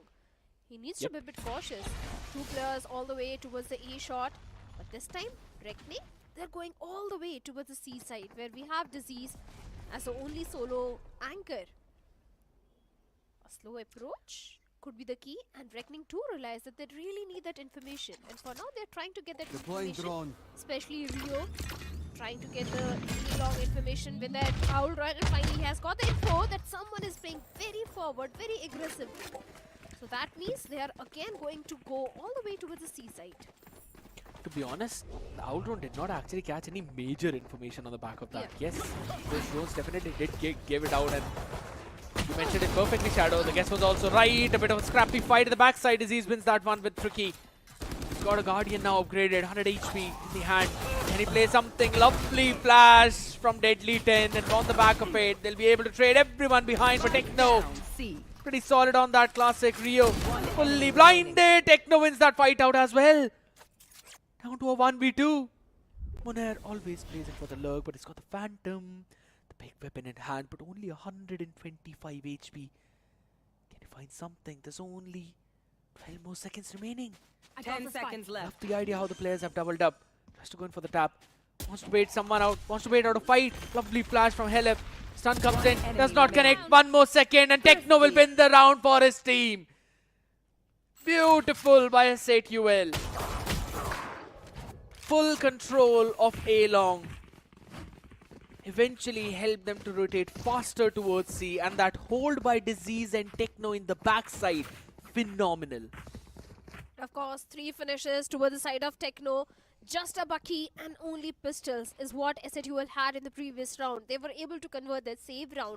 But now, the problem is for the players of Team Reckoning because their economy is broken. All they have is just a rifle, which Monair has carried forward. Go, go, go. Only pistols. So that means it is SATUL. The second round and miss with that Outlaw finds BGG. Immediately picks him off. So that means Reckoning, they don't have any smokes to work around in this particular round. Disease. Oh my god. Blocking sight. I probably think that it was a tech issue there, but no. As long as we don't get the confirmation from the back end, we cannot say anything. 3v4 now. Miz just looks stuck out there. Helef. Can he find Monair? Yep, he sees the side rifle and the shot is perfect on the dome. Still a 2v3 though. Yeah, they've decided not to go for it. Going all the way back to save those 2 guns that they've got in hand. Miz with the Outlaw. Good round by Reckoning though. Moving all the way towards C yet again. So 3 rounds and they've gone C all 3 times. And they've got success 2 times out of 3. And this is also going to be a thrifty round for them. Couple of sheriffs in their hands, but the economy is now going to bloom at least. Yeah, it's going to bloom for the players of Team Reckoning, and they are going to have a full buy round in this upcoming one. Monair still leading the chart with 5 and 2. Techno, he was performing really good in the previous one also. It was Miz who was not able to step up, but this time Miz is also getting those opening frags, especially with that Outlaw. We do have a technical pause, few issues here and there, but soon they'll be fixed. And as I was saying, that Miz was completely offline in the previous one, but seems like this time Miz is really stepping up, and that is something which is required from his side. If this continues, maybe there is a chance of SATUL coming victorious on the map of Haven. Possible. But I have a question, I have a doubt, Scared. Since you are the big brain, I'm going to ask you. In the previous round, the players of Reckoning, all they had were pistols. Don't you think SATUL players should have gone for a retake? They should have gone for at least an attempt instead of saving the weaponry? I mean, Miz was really not there, right? So, and I mean that literally. Had Miz been there, probably they could have gone for the retake. It was a 2v3 after that though, and it was a plan for long. They had no idea about that. The entire site is a question mark. You have to clear every single angle. And there was just not enough time for them to go for the retake. So I think so it was still a very good idea to go for the 2 rifle save. Carry it forward to the next round. Try to go in for a 4 spy and then maybe play it around. Alright. Kudos to the backend team, man. They're fixing these issues way too quickly. Hopefully SATUL, they're also able to fix out their own issues as well in terms of the synergy of the team, which lacked in the previous one, but at least looked really solid when they won out their anti-eco. That is definitely going to give some sort of a confidence boost to the players of SATUL after that defeat in the previous one. But I think I spoke way too soon because Tricky finds a connection onto Disease and takes down that anchor from the side. A complete B-side control towards the players of Team Reckoning. The spike also goes down.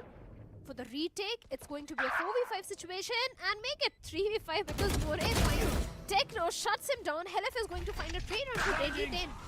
Trying to equalize the numbers, but Monet, this guy is stepping up big time. The lockdown is already there, and only 2 players remaining. Kappa and Helef for the retake. A 2v3 situation. Seems like a third round is coming for the players of Reckoning. Yeah, Monet just needed to play for the life, and that's what he did. Catching 3 people. Tricky answered to King Kappa. Oh my god. Don't die. Nasty. If you need help figuring out how, But it's just alright. ask. And as you mentioned, now they've got the lockdown available, so probably the next hit is going to be towards the A side, where you can use the lockdown in Sivers, empty out the entire side, then move forward. But before we move forward, SATUL will decide to pump brakes. Want to talk it out, figure out the issues that they've been having. The entire execute over towards B. Fast hit, pacey hit, emptied out the side right away. And Disease did not even have a proper weaponry to fight that off, man. And he was fully blinded by that paranoia. In terms of utility, Shadow, I'll have to say that Reckoning have been doing a very good job.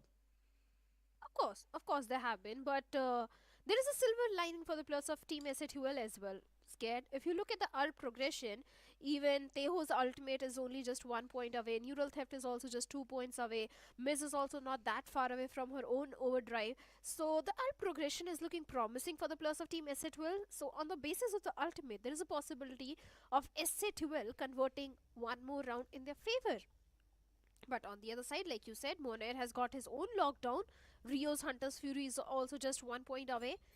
And SATUL, they've got nothing to do to break that lockdown, just in case it comes in. That's how you So survive. that could be a problematic situation for SATUL. But for now, Reckoning, they're trying to get information towards the B side. Here's the thing. King Kappa with his guided salvos can break the lockdowns. That's why Killjoy was basically being avoided in most of the maps though, but again, hit over towards the B side, 1-for-1 trade. Techno was able to trade that out, but again, it's going to be back and forth on every single angle. It's deadly. Stays alive, but Techno is the man who could probably have that last laugh. Timing on that lockdown. Peeks into Monair, and Monair wins that one out. We'll get the plant as well, and as quickly as this round started, it ended just as fast. Of course, Monair one more time stepping up big time and getting the round for the players of Reckoning. 9-2. Top fragging already. This time Tricky is also having his own Blade Storm. Rio is having his Hunter's Fury. Deadly Tense. Rolling Thunder is also just 1 point away. So the entire ult progression is looking so promising for Reckoning. Where else on this other side? Miz is having his own overdrive. And they don't have the weaponry. A scrappy buy, a save round, and Tricky shuts down that overdrive, shuts down Miz. So the only win condition which SATUL had in this round has been taken away. Good point mentioning that. And now they're moving over towards the A side. Disease cannot catch a break, cannot catch a breather. Can he get anything with a stinger? One, probably second, no. Tricky was eventually stunned by his own teams. Yeah, by the enemy breach. BGG shutting down Helef. The IGL battle. Spike planted. Wasn't a fair one either ways. BGG had a better weaponry. And Helef did not have even a full shield. But it's probably King Kappa now going down to the spike. Maybe catching 1 or 2 towards the exit. Nothing apart from that can be done. Good round by Reckoning yet again. Anticipating the positions of the players and then slowly and steadily creeping up, moving in. But my main question is, why was Miz going all the way alone towards the C long? If anything, you could have asked him for the utilities, maybe from King Kappa or from Helef, maybe from both. It seems like that has been a problem with the players of Team SATUL. Seems like the synergy issues or some issue is there because the flashes are not coming in. There was no need for Miz to go aggressive. Yes, I do agree that overdrive was the only win condition and the pressure was entirely on the shoulders of Miz. But he could have taken some help from the side of Techno or Kappa. But that didn't happen and SATUL lost that particular round. But look at the ultimate progression for the players of Team Reckoning. They've got 4 ultimates. Blade Storm is there, Hunter's Fury is there, Rolling Thunder is also there. But this time an operator investment is also coming from the side of Miz. That operator is posted all the way towards A long, and the entirety of Reckoning is moving towards C, but Techno finds BG, immediately shuts him down. Also the information has been passed on to the plus of SA12 that this time Reckoning, they're going for a C hit. The tripwire is there, Neural Theft is also there to get all the information. But seems like SA12, they'll have to play on the retake. Spike planted. Nano Swarms are just going to delay any kind of potential retake or any kind of flood. Techno's got his own ultimate to work around with. Oh, Helif! My man has just got lacking. What a call from Reckoning to push out forward. They've got already one. Can they catch Miz? Absolutely they will. King Kappa with the classic is good only for one. Cage trigger. And this quickly turned into a 3v2, a disaster for SA12 as they're still trying to survive, trying to find something. Techno maybe can catch one. No is the answer. Rio too quick onto that weapon swap. Gets in the shorty, gets that landed in. Reckoning Esports, lovely approach. I do understand that Haven is an attack-oriented map. Attackers do get a certain advantage, but in the defensive half, you need at least bare minimum 4 to 5 rounds. At least bare minimum 3 rounds. If those 3-4 rounds are not coming through, there won't be left anything in the second half for SA12 to do. Once again, they have been pushed to the save round. They don't have economy. It's only the Rolling Thunder which Helif is having at this point. Tricky's Blade Storm is already there, and seems like BG's Outlaw is enough to deal with the entirety of SA12. The understanding. As soon as it's a save round, he's like, alright, I'm gonna pull out the big guns. Big guns, Outlaw. No world progression. For these sort of rounds, it is definitely a big gun. It is. Pretty long as well. Probably the longer gun is Operator though, but it's okay. The investment was there in the previous round, but again, they could not catch a breather. It was posted up all the way towards the A, while the hit went in towards C. BGG started the round with the from the shadows investment all the way towards the spawn. He fell, but he was able to drag in that rotation away from the C side, so there was no one to anchor that site. Only a trip that was holding the main, which was broken by the shock dart of Rio. That's the reason why that hit was entirely empty. And then again, since you know that your opponent has got a ton of utility, you push out in their own spawn, in the garage. That's when you know that, alright, now they've got to re-clear all of that space. They force that fight, they win those fights. And I'll still have to say, Helif was basically caught sleeping there in the garage window. Should have anticipated that kind of push, or at least should have heard the footsteps. So many mistakes, I'll agree, are being done by the plus of Team SA12. Yes, I understand it's a new roster, but the players are not completely new. Techno, Kappa, Helif, these guys are the veteran players. So expecting these sort of mistakes from their side is something, at least I don't expect. I'm sure whatever the issue is, the synergy issue, whatever the issue is, soon everything will be fixed and we'll see Techno back in the form, back in the action along with the entire team. But for now, Reckoning. No map space. No map space all for the them. way. Yes, but for now they're trying to do something. Coming back. Trying to find that space, trying to take that map control. A very slow approach from the side of Reckoning. Yeah, I mean, I actually meant that SA12 has got absolutely no map space. Reckoning cleared out the A long. They are already in the deep windows. They cleared out the C. So they have every information that they need, and they are basically getting an empty site now. No one for SA12 even close. And a gamble stacked over towards the A, so it's absolutely fine. They're saving either ways. Tricky now just gonna hold down onto that off angle of the belt. The back side. Plant will go down. 30 seconds to spare. On the back though, Techno wins out an important duel. Munair taken down. Look at the call from Reckoning right away. As soon as they lose it behind, they pushed it all the way forward towards the seaside. And they did not go for the plant. Miz wants to quickly cover up that space with his fast lanes and everything. Wanted to use that high gear, but had to put it down to low gear in order to now move in. Tricky, nasty angle. Techno's got the paranoia. Individually wants to take the fight. Tricky takes him down to 85 HP, but Techno still won that out, and it's down to a 1v3. One more time, Miz was just directly walking into the crosshairs without checking those angles, without checking those corners. Seems like Ready of Asset Will is relying heavily onto Techno. Once again, a 1v3 situation, a round which will go in the favor of Team Reckoning because there is no time left and Techno will go and save the weaponry. A good decision. But like I was saying, Scared, don't you think that all the players of SATUL are relying heavily onto Techno? Alright, how honest do you want me to be? Extremely honest. SATUL are just lacking those combination practice and the fundamentals. You see how Reckoning is going in with the play, right? Whenever they want to clear a space, they ask for the util first and then they scale up behind that. Smokes are always there on point. There's always a stun. Let's be honest, Deadly 10, he's got 3 assists. BGG, he's got 6 assists. That clearly showcases you how well coordinated are those hits, takes, retakes.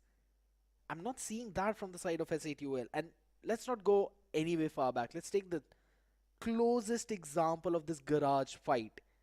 Miz ran into the garage window. Yeah. Yes, fine. He was directly in the crosshairs of Tricky. Correct. Techno had the paranoia all this time.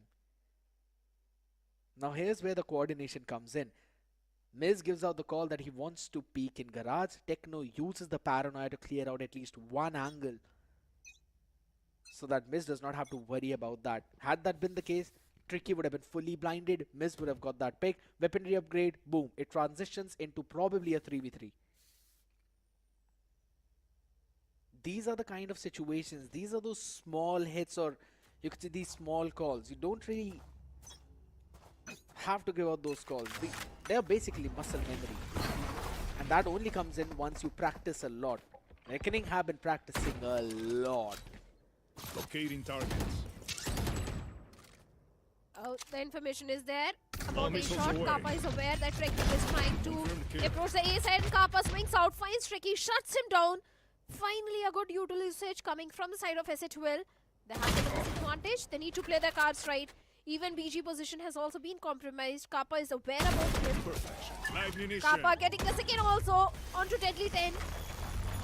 The aftershock towards the A shot, delaying BG. But finally BG finds Kappa, shuts him down, and Helef gets the trade. This time SATUL played like a unit, played like a pack of wolves. And that's where they're leading. They have the numbers advantage. This is how SATUL needs to play, like a unit. Oh my god. Alright. Helef. Eventually the squad did not anticipate the second player to be pushing out there. Alarm bot. Oh, just activated. The timing on that. Miz could have got that timing, but it's fine. Techno down to 19 HP though, so this could be a problem.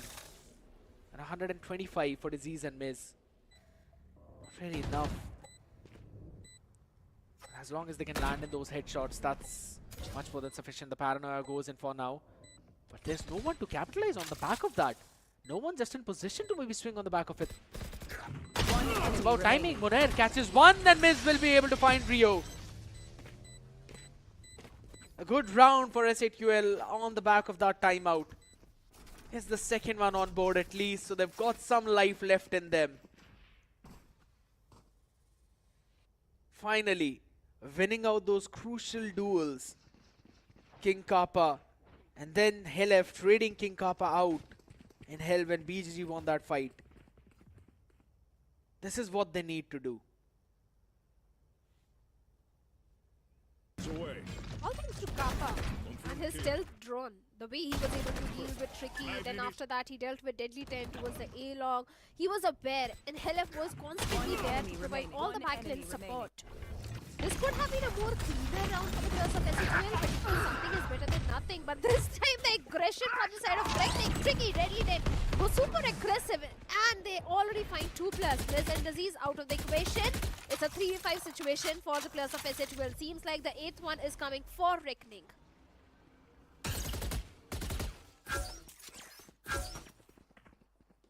Seems to be the 8th one coming on board, as you mentioned.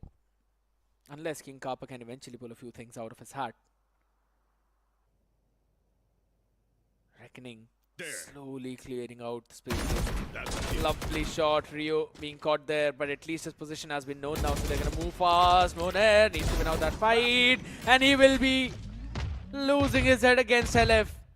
Deadly 10 ready for Techno. Can he win that one? Absolutely not. Individual brilliance this time from Techno coming in. This guy has been looking super crisp in terms of his aim, but Tricky. He's all the way in the spawn. LF does not even anticipate that. What does he? He peeks in, but he is not ready for that. Now it's about timing. Enemy remaining. BGG spotted behind. King Kappa wins that one out, and the garage push of Techno is going to come in through. There should be a round for S8QL. They've got enough time for the defuse too. Good round, good anticipation. Down 3v5 and still converting it. It seems like they've still got some gas left in tank. Finally, SHL, they have woken up and they are getting those frags. Kappa especially, 8 and 7. Techno was performing in the previous Lotus also. But Kappa, LF, they are stepping up big time. But Miz and Disease, they also need to come online because Miz is still in 4-8. As a duelist, you need to get those frags, but still something is cooking in the minds of the players of Team SHL. 3 rounds already on the board, 1 or 2 more in the defensive half, and I think SHL will be ready for the second half because Haven is the attack-oriented map. In the attacking side, we can expect to see better things from the side of SHL. There is still some hope left.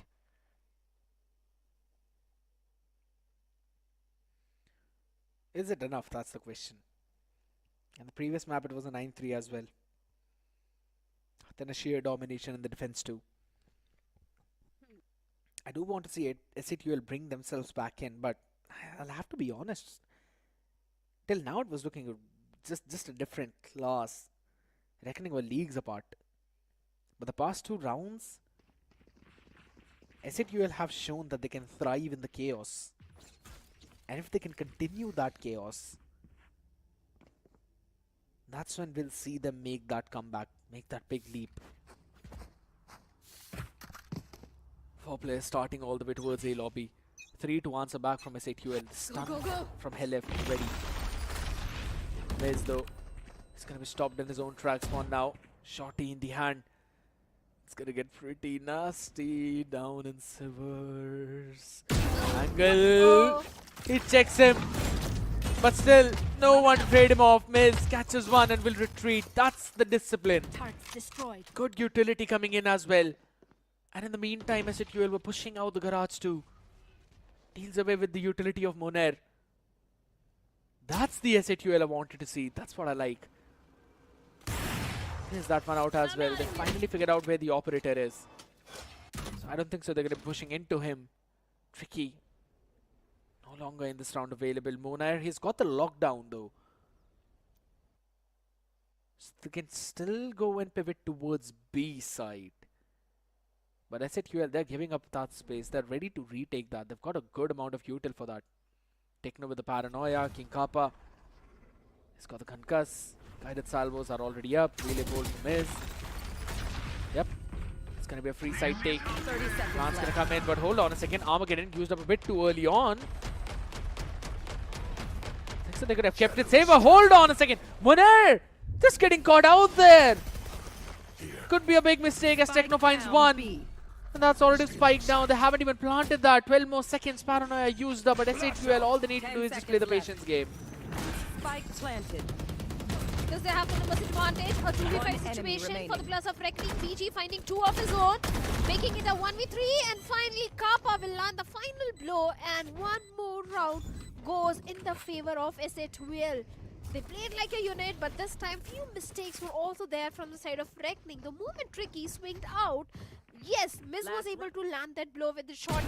But where was the flash? Where was the util? A dry peek coming in, and that was a mistake. A dry swing coming in from the side of Tricky. And that's the reason that Reckoning lost this particular one. But kudos to the player of SA12. Finally, 4 rounds on the board. Let's see whether it is going to be a 8-4 swap or a 7-5. SA12 is hoping for that 7-5, but Reckoning, they have got the lockdown. They have got the Blade Storm. Even Rolling Thunder and Hunter's Fury is also just 2 points away. Miz once again with the top rater, holding on to that A-long. But this time seems like Reckoning, they are going for a C hit. And all we have is just a camera towards the C Get out of side. my way! And nothing else. Worked out for the last few rounds for I'm them. out of here. For this last round of the attacking half, they're going to go in, repeat the exact same thing. Flashes come in. Oh, lovely shot from Helef. Catches a flying jet. Kicks him out. Plant is going to go down now. But the numbers advantage already for the side of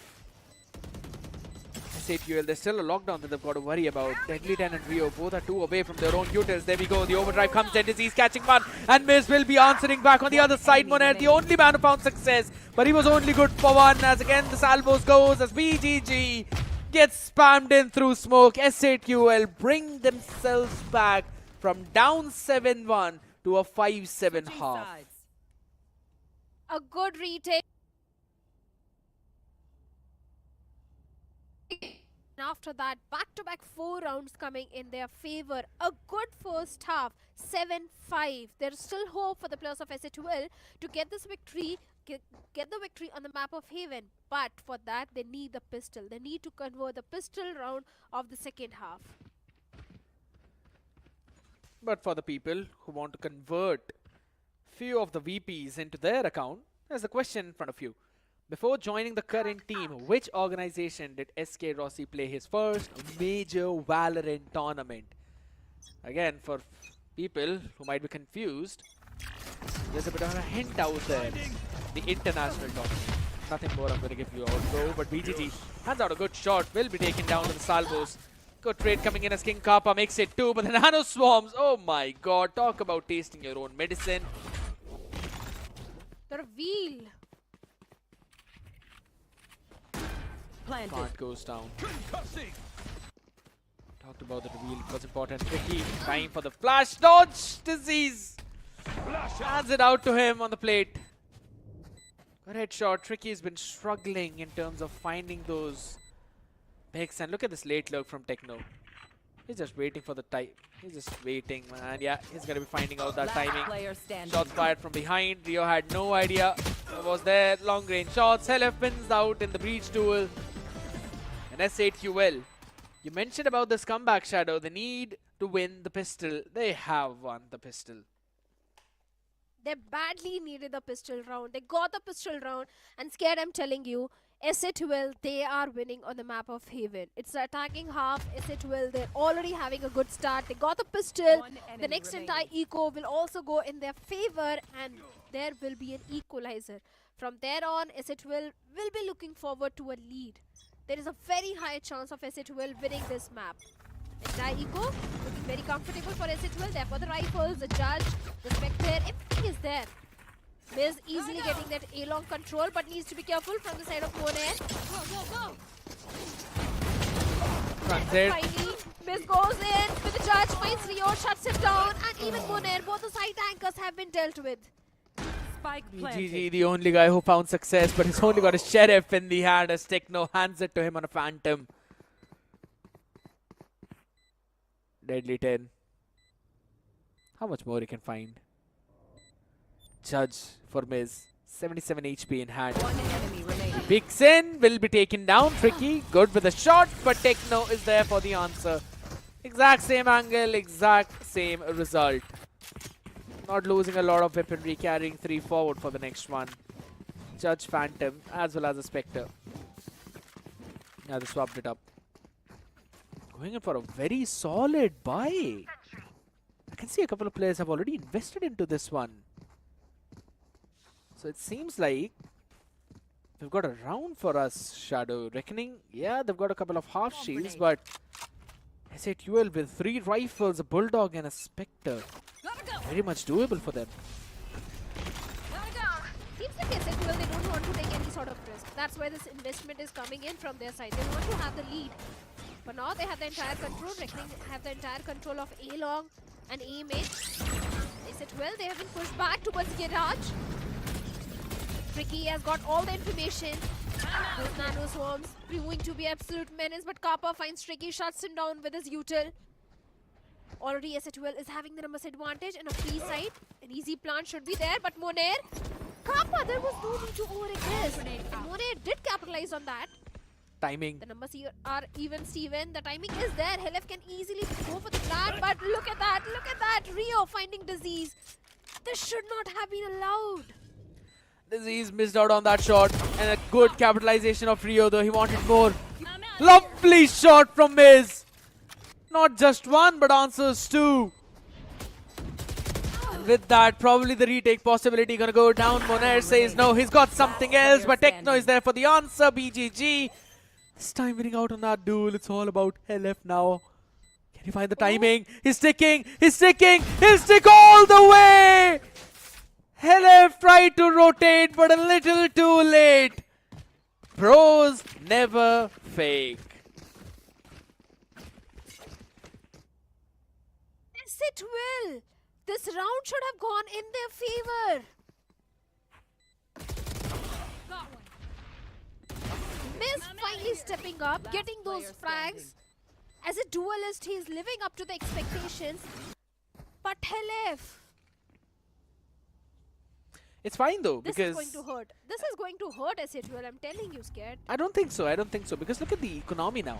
They've got 4 rifles and an outlaw on board, and there's not even a single rifle apart from what Monair is carrying. And this is exactly what I was about to mention. Techno just sprays the Phantom down, couple of people in the smoke, absolutely destroyed. All now in the hands of Tricky with the Guardian, Monair with the Phantom, who's probably going to save it. As 4 players are going to rush all the way over towards the A side. Because again, the previous round was a bonus round for SA12, so they were able to basically take all the rifles away. That's the best you can ask for. Yep, it's going to be a save for Monair at least. The question is Tricky going to save his Guardian too?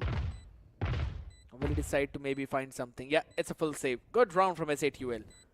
Capitalizing on the aggressive play this time around over towards the Severs. As well as the A long. Shuts the player down, move towards the A.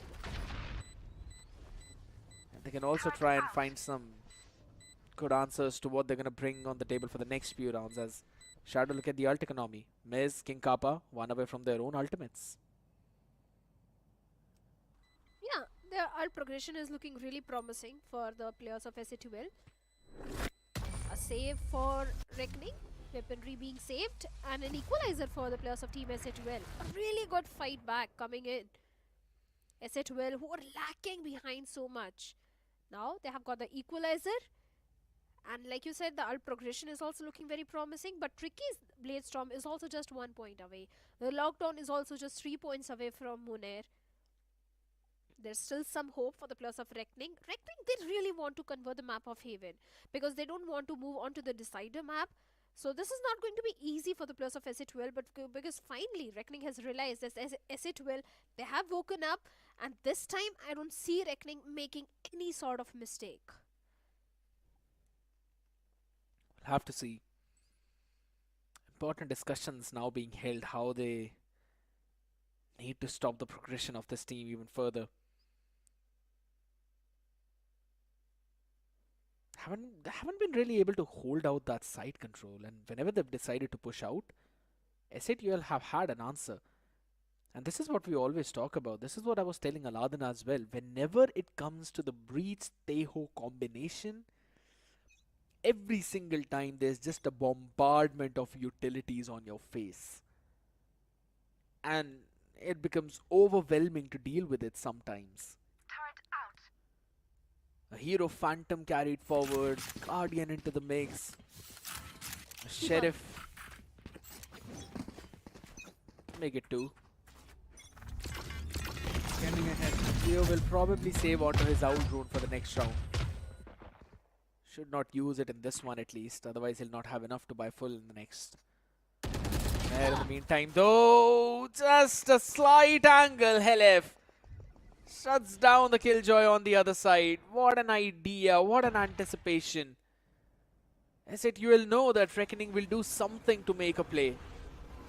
And they're just so ready to answer that back.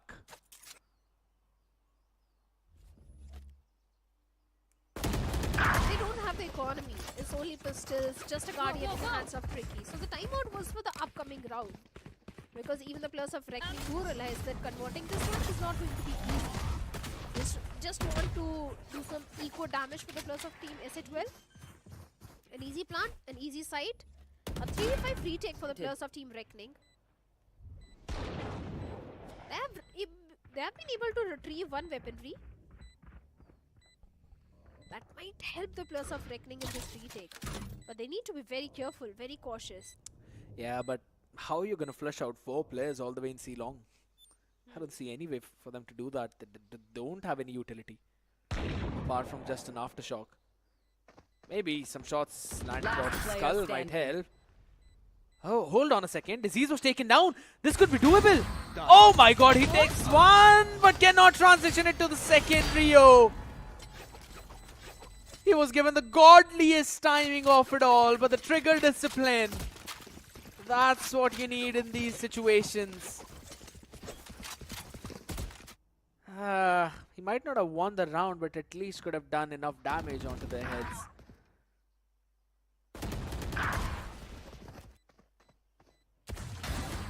This was a moment, Rio.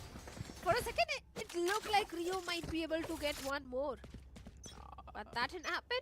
Good effort from the side of Reckoning. But now S12, they have got a lead of 1 round. Wiz going super aggressive with that overdrive through the A shot, trying to catch Tricky. But finally catches Deadly then, and Tricky with a judge is going to deal with this. And Rio with Hunter's Fury finds Kappa. Trades coming back and forth. The numbers advantage is not there. 3v3 situation, but finally Helef is going for the plant. Spike planted. 3v3 retake, where Monair's lockdown is just 2 points away. BGG operator, lovely shot on the Dome of Disease. Did not anticipate that happening. A Techno and Helef repositioned all the way in hell. Rolling Thunder in the hand, so he's going to play in for the tap. While Techno will reposition all the way from long. It's about timing. Don't have any util to flush these players out. It's only going to be a tap, and Techno has got the best timing possible. No one's anticipating him to be there. He's going to peek on the back of that Rolling Thunder. Should catch one. Maybe can transition into second. No, Monair answers back. But they don't have enough time as LF wins one. Wants to go in for the classic. Right click on the head and he will be able to do that. S8 you will move to double digits first. Lovely approach. And Reckoning scratching their heads. Looking for an answer which they cannot find. Seems like we are moving to the decider map. After the victory in the map of Lotus, seemed like it is going to be a 2-0. But S12 completely denied that. Once again, Reckoning, they don't have the economy. It's only pistols, it's only Sheriff. And just a lockdown in the hands of Monair. Once again, S12 going for that C hit where Monair, Ricky getting 2 of their own. The numbers advantage is there. Miz trying to find something, but the entire plan of S12 has been ruined now. Still a couple of players holding down the garage, understanding that S8UL have been pushing that space. Or at least they might this time. They're just holding it down for now. The alarm bot will give out the information that someone's pushed up front. Take this! I know exactly where. The reload bolt as well. Informing everything along with the neural theft. Spike Give them an planted. idea where the rest of the stack was. SQL pushing out up front towards spawn. The fault line goes in. Disease. Oh my goodness, Monair. We did not see those shots. Tricky able to trade out miss quickly. Monair was taken down, but it's fine. Tricky all the way on side. Techno. His body's been taken away from him. His Disease goes in for a long look as Deadly was waiting for him. Reckoning pulling off a thrifty from their bags. And Deadly will get that diffuse too to build up on that Rolling Thunder. Thrifty. 50. They're still in the game, 9-10. Reckoning coming back, getting that thrifty round. Reckoning seems like they're not going to allow the players of SA2L to get an easy victory in this one. They're still fighting with tooth and nail. All they had were just pistols, and now 9-10. Could be an equalizer because Deadly 10 has got his own Rolling Thunder. BG is onto the operator. And I don't see any major ultimate towards the side of SA2L. It's only Kappa with his ultimate. But that could come really handy. This time once again, Miz is going super aggressive. Taking that A-long control. Along with Techno. But the Owl Drone is going to give the information. And finally, Reckoning, they have got information that SA2L is trying for that A-long. A-hit. Tricky gets one. Deals with Techno. So that means no smokes. But Miz gets the trade onto Rio. 1v1 trades. But the side control is still with the players of Team Reckoning. Kappa could have got that timing. It's with Disease as well. Standing there in an off angle. It's about time. Goes in for the Armageddon. Now the backside players will be forced out up front. But there's the Rolling Thunder to answer back on the other side. This is just stopping down the push entirely as Deadly catches one. But Disease, concussed, will catch Tricky. Fortunate for the man. He's just not having a good day. And there we go. BGG answers back with the operator. Deadly still holds it down. The drone taken care of. Players can be isolated, and they will do that. LF now tugging tails, running away from this side, which just seems to be on lockdown. 32 seconds remaining. 30 seconds left. Nano Swarms now being used up by Monair, who wanted to find out where LF is. Should get the idea, should get the feed. Yep, he knows. Catches LF perfectly without a weapon in hand. And with that, the equalizer for Reckoning.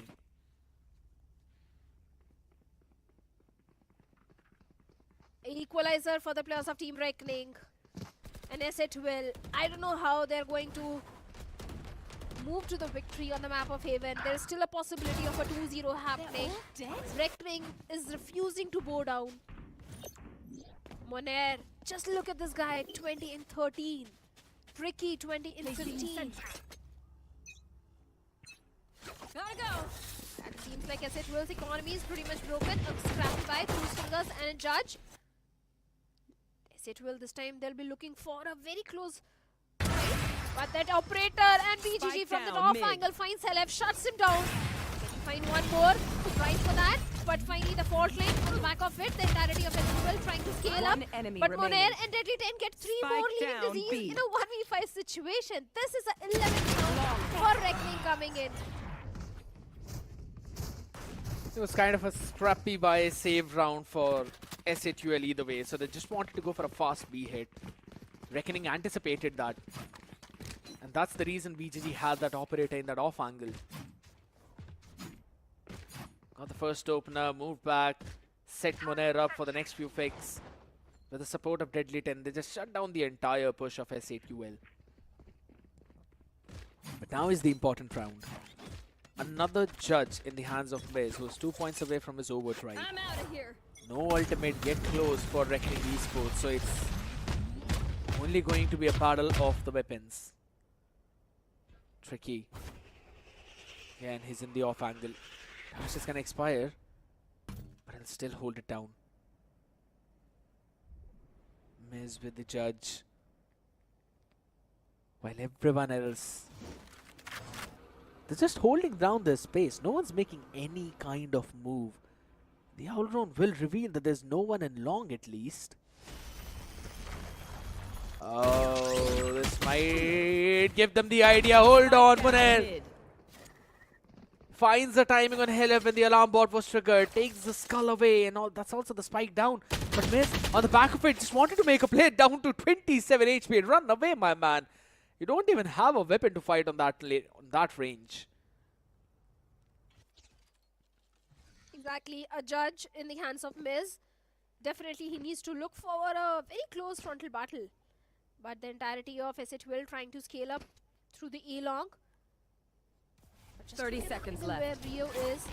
Deadly 10 also ready with his aftershock, and finally Rio capitalized, finds Miz and Kappa as well, leaving Techno all by himself. Techno good for only one, and Deadly 10 will shut him down. The 12th round for Reckoning, and it's not only the match point but also the series point for Reckoning. The moment you thought maybe SATUL have got a few tricks up their sleeve, a bit of a gas in their tank, that's when Reckoning, they adapted. The past few stacks have been pretty good. Round 21, the Rolling Thunder, and the previous one, their stack. And now this time it's a double operator. BGG tricky, both of them using it, and BGG is the first one to find a pick. Wants to catch maybe a second one as well, but the judge comes in, Paranoia on the face. He'll be taken down! Right on the face, BGG with the orb gets to. Wants to get maybe the third one, will reposition with a shrouded step. He was forced off that angle! But Helef caught standing out in the open. Techno 9 HP and a dream to maybe clutch. He will catch one. Outdoes himself for one at least, maybe the second. It's another operator. This time tricky with a shorty up close and personal. Will jump in to catch the head, and also the map, Reckoning Esports. It did look a bit shaky in between, but were able to pull themselves back. When everyone thought that SATUL will probably win this one, Reckoning showed. And you can never count these wolves out.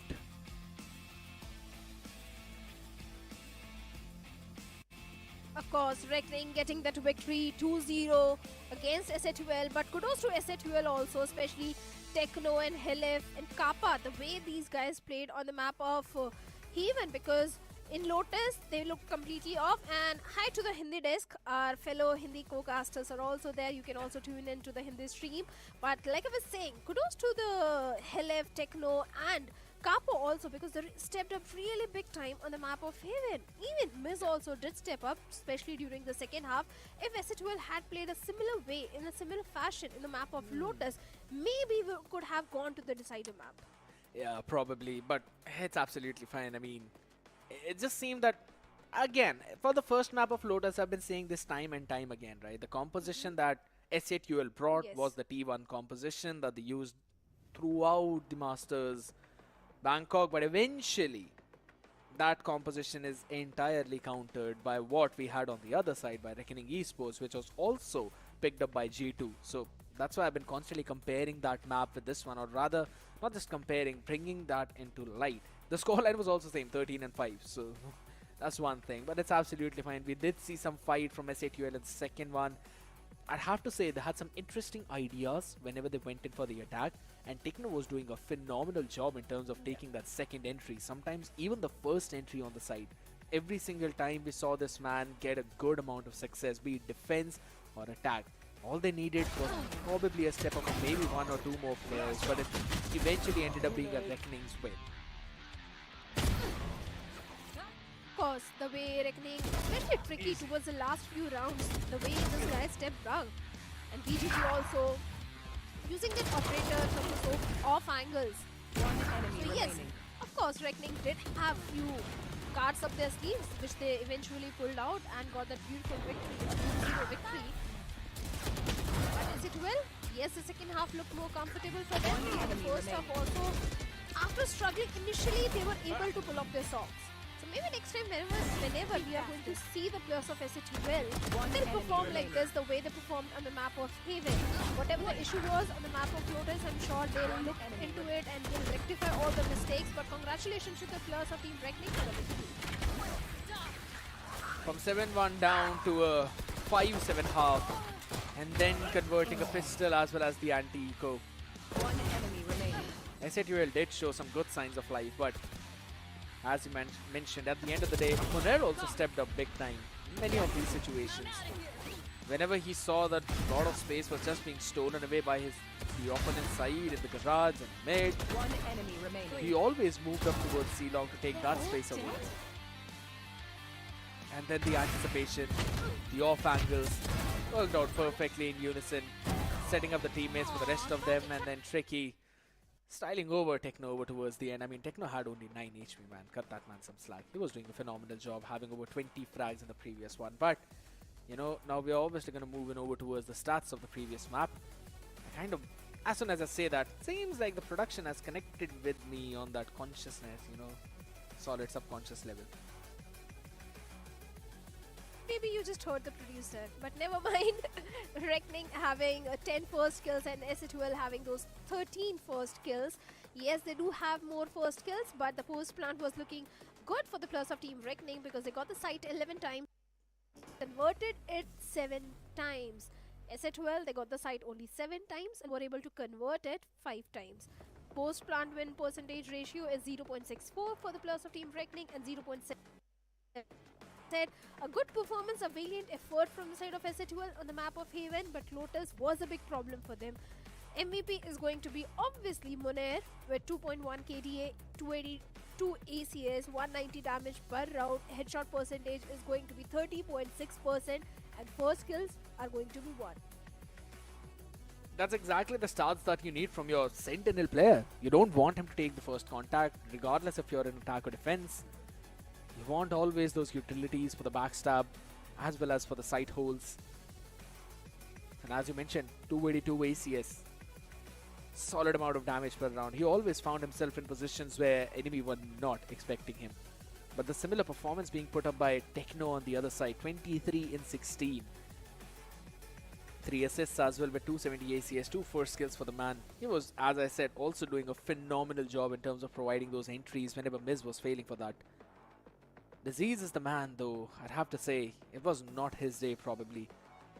7 in 19 this time around, struggling a lot. Seems like the man was having a lot of jitters. Could be the pressure also.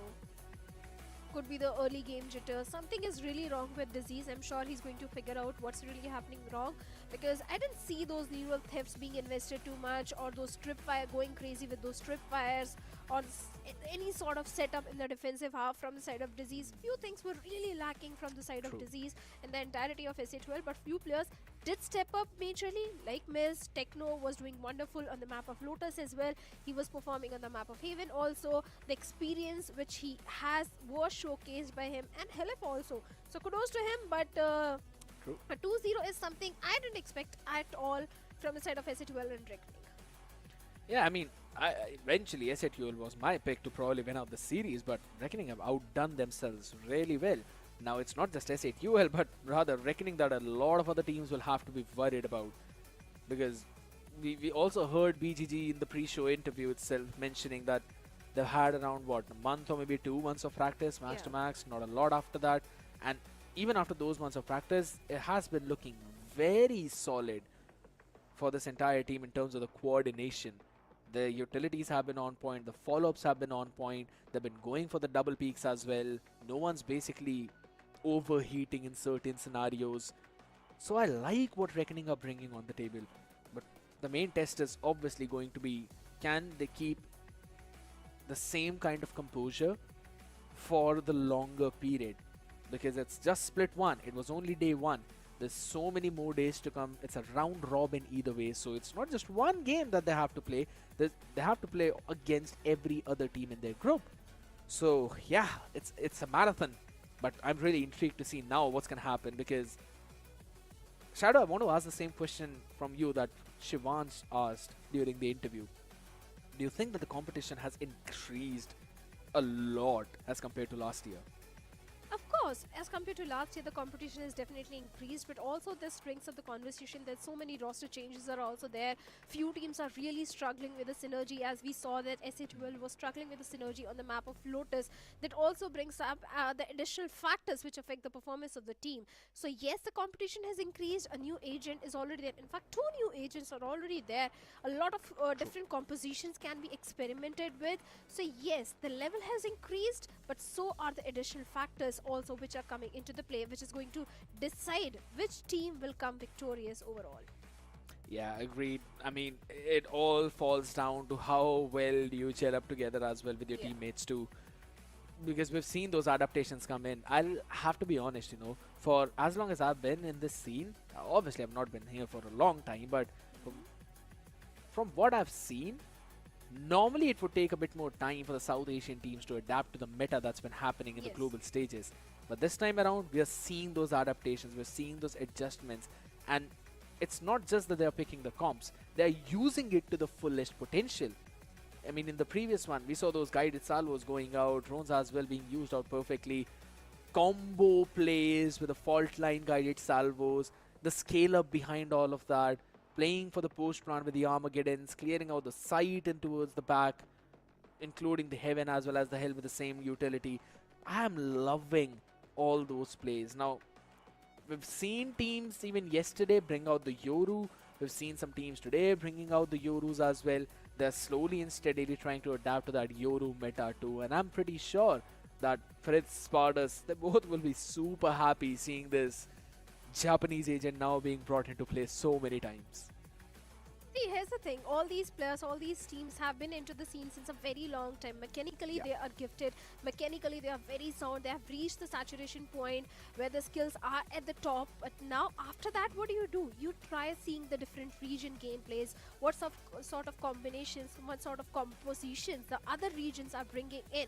And you learn from that. You adapt from that. And you modify their compositions according to your playstyle. And that is exactly what the entire South Asian region has been doing in the last 1 year, and that's the reason the quick adaptability is also there. Like you said, in the previous Lotus map, they had the G2 composition, they had the T1 composition, and they were also executing it. Whether it's a win or a loss, that's a different thing, but at least they're giving it a try. They're giving it a attempt to try something new, to bring something out of the box, and that is actually scaling up the competition on of the entire VCSA. Yeah, I have to agree.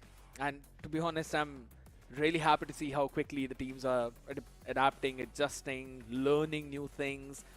And also the international exposure has now basically brought out so many new openings for all of them. BGG, as being the IGL of the team, has basically given Rio a free leash to do whatever he wants on that initiator role. In the first map of Lotus, we saw the amount of assists that man brought out. Probably it was over around 12, 13, 14, 15. But that's one part of it, right? You basically have some easy time going in. But you know what, ladies and gentlemen, we've been yapping for a long time. Let's throw it down to a quick interview that's happening on the Hindi desk. क्या चल रहा है ये तुम तो भयंकर खेले हो नहीं अरे मेरा बेस्ट अभी भी दिखा नहीं पाया हूँ मैं क्योंकि अभी 2 दिन से बीमार हूँ तो मैं थोड़ा कान वान सब बंद है नाक बंद है खांसी है तो टीम ने उठा लिया आज तो next match I will do much better आज तो मतलब आप बोल रहे हो टीम ने उठा लिया और आई होप भाई मतलब जल्दी से जल्दी रिकवर कर जाओ फीवर के लिए क्योंकि है थोड़ा सा बट आज के दिन we just saw you are opted for that initiator role right तो ये जो जेल अप करा है तो अभी के लिए how much comfortable you are और क्या फ्यूचर में हमें कुछ रोल चेंज देखने को मिलेगा या फिर नहीं लाइक अभी तो मैं फ्लेक्स प्रॉपर फ्लेक्स बन गया हूँ मैं ग्राइंड कर ही रहा हूँ टीम के साथ प्रैक्टिस में सारे रोल्स खेल रहा हूँ तो वही अभी चल रहा है धीरे धीरे प्रोग्रेस हो रही है अभी still not at the top no doubt but deadly देखिए आज पहला मैप जो था वो आपके लिए काफ़ी ज़्यादा इजी ऐसा लगा कि थोड़ा केक वॉक था बट जो सेकंड वाला मैप आया वहाँ पर एक समय पर हमने एसटीएल की तरफ से भी कमबैक देखा ज़रूर ऐसा क्या हुआ आपकी टीम के कॉम्पोजिशन में या फिर मे बी कम्युनिकेशन में कि वो राउंड जब आप बहुत अच्छी डोमिनेशन के साथ खेल रहे थे और जीत रहे थे वहां से एक ऐसा मौका आया जब राउंड्स हारने लगे ऐसा क्या चेंज हुआ था what were the mistakes that you think were being made ऐसा मतलब हम लोग ने सोचा कि फर्स्ट मैप बहुत इजीली जीत गए सेकंड मैप से हम लोग सारे स्टार्ट्स अभी दिखाते नहीं है तो जैसा एम पे आ रहे एम पे खेलेंगे और अगर जीते तो जीते हारे तो हारे तो हम लोग भाई क्योंकि अभी हम लोग एम पे खेलने लगे तो थोड़े राउंड्स जाने लगे तो फिर हम जब वापस से फ्लो में आने का ट्राई किया कि 1-2 दिखा देते स्टार्ट्स तो हम लोग ने फोकस किया फिर हो गया लाइक वो 350 निकाला जो उसमें जीत गए हम लोग एक चीज मतलब हर बार जब भी हमारे प्यारे इंपोर्ट्स आते हैं कुछ खिलाया विलाया मतलब अपना देसी खाना कुछ ऐसा स्पाइसी फूड कुछ ट्राई करवाया अभी तक वो जब पहले दिन आया था उनको स्ट्रीट फूड खिलाया अगले दिन निकले ही नहीं वो बाथरूम से Well, I mean, makes sense. कोई बात नहीं. वो खैर वो आपके boot camp की बात है. वो हम यहाँ पर नहीं करना चाहेंगे. But thank you very much, for joining with us, and congratulations and all the very best for the upcoming games as well. Thank you. Thank God that question only revolved around the food that they would have asked him to try, rather not teaching them certain words that we always know, sometimes. But it's fine, it's fine. I kind of wanted to know the answer as to why Reckoning were making those mistakes, and Denny10 told that they didn't want to reveal out the strategies. So in terms of aim, SATL are doing a good job. Oh, certainly they are. That's where we saw such a close competition on the map of Haven. A strong comeback also came from the side of SA2L in the very first half. So yes, the aim game is really there. It's maybe the synergy which SA2L was lacking on the map of Lotus. But I'm sure whenever the next time we are going to see the players of SA2L, they'll be in much better form. They'll really give a tough competition. Maybe they'll 2-0 their own opponent. Yeah, highly possible. If that's going to happen or not is going to be a big question mark. But ladies and gentlemen, that's about it for the first match. There's still one more remaining, but on the other side of the break, we've got Velocity up against Aura. So stay tuned.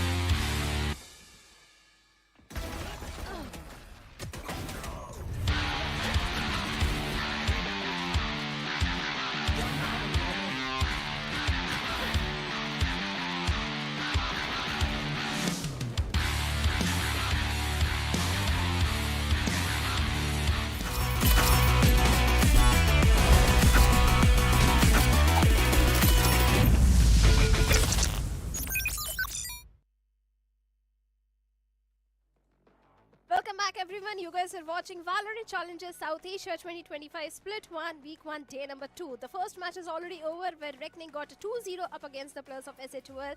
But now we have got the match of VLT versus Aura. And joining me on the desk is going to be Aladdin. So Aladdin, what are your predictions for the upcoming match? Thank you so much for having me once again, and thank you so much for this warm welcome. Well, my prediction is absolutely clear. It's Velocity versus Aura. If we talk about both the teams, we have seen Team Velocity Gaming playing previously, and they do have a very good roster. On the other side, the Team Aura is relatively a new team. There are some underdog players, some new players, so we can be surprised from their side as well as how do they play. But if we talk about the experience that Team Velocity have, I can clearly say that it is going to be a 2-0 from their side. So this is going to be a very big challenge for Team Aura Gaming. Of course, the challenge is going to be huge for the players of Aura Gaming, but Aura is also one of those teams which is qualified from the Premiership. They played the grand finals of the qualifiers, and VLT is also one of those teams. Yes, they have the experience. Yes, they have played VCSA in the past, but they also came from the qualifiers. So that also brings up the conversation that if you remember, Aladdin, last time SK Rossi, who is now part of a VLT, he got so emotional after lifting the trophy of VCSA. He has already won VCSA, and this time, once again, he's looking for the same trophy. Absolutely, the defending champions are looking for the same trophy, but on the other side, the newly built team, Aura Gaming, let's see how challenging this is going to be for them and what are their plan, what are they going to do against this experienced lineup. On the other side, previous match, our team Revenant Esports and SA12, we saw some action from SA12 finally, but unfortunately it was not enough. So let's see if Team Aura Esports has enough in them to prove that they are worthy enough. But let's talk about the roster here. We have Aura versus Velocity. On the side of Velocity, we have Russ, SK Rossi, Lightning, Medlin, and Tamara. On the other side, we have Homeboy, Sinix, Cambo, Prime, and Robux on the side of Team Aura. So this relatively new roster, they have so much to prove for now, but let's see what are they going to do in this first match. Let's see what they are going to do in the very first match, because like you said, the pressure is definitely going to be on the players of Aura, because they are going to have that early game jitters playing on such a big platform. It definitely do something to your nerves, but also it also gives you an additional benefit that the opponent, your foes, are not aware about your play style, what sort of composition you are going to bring in, what sort of plays you are going to make. They don't have any sort of history, so VLT, they are going completely blind. But on the other side, Aura, they're aware that what sort of plays do VLT likes bringing in, and they can easily counter that. Absolutely, but let's move forward and talk about the map Veto. Aura Esports, they banned Abyss, and now the first pick is going to be Lotus, and then we have Pearl and Heaven. As we talked about this previously, Lotus is that map which is being played most of the times. This is the first and foremost pick for every other team. On the defender side, we'll be seeing Aura, and this is the pick from the side of Team Aura as well. So considering that Heaven is that decider match, I think that the game is not gonna go there, but Team Aura, they have so much to prove now, and they can definitely surprise. As you already talked about it, that that Team VLT, they have no idea about the play style of Team Aura Esports, how do they like to play. And on the other side, the entire gameplay, the entire game plan of Team Velocity is on the YouTube. You can watch it online, you can plan accordingly. But on the other side, Velocity already know about this, and they might have a counter plan accordingly. But also VLT, they are coming with a completely new roster. Yes, Rossi is a experienced veteran players, few experienced players, few new names are also there. We saw that SA12, yes, they also had the experienced players, but they were not able to have that good synergy, especially on the map of Lotus. They were really lacking in terms of the synergy. So that also brings up the conversation that how well prepared VLT is, how good synergy is there, how much they have practiced together, because so many other factors also comes into the picture. Yes, you have the experience, but sometimes even the experienced players also face a failure. Absolutely, when there is no coordination, that's what you're talking about. In Team SA12, the coordination was not there. On the other side, Revenant Esports, they had that coordination. A few of Russian players coming in. Everything was right in their favor. But ladies and gentlemen, before we move towards the first match, let's go towards an interview, and we will be right back after this short interview.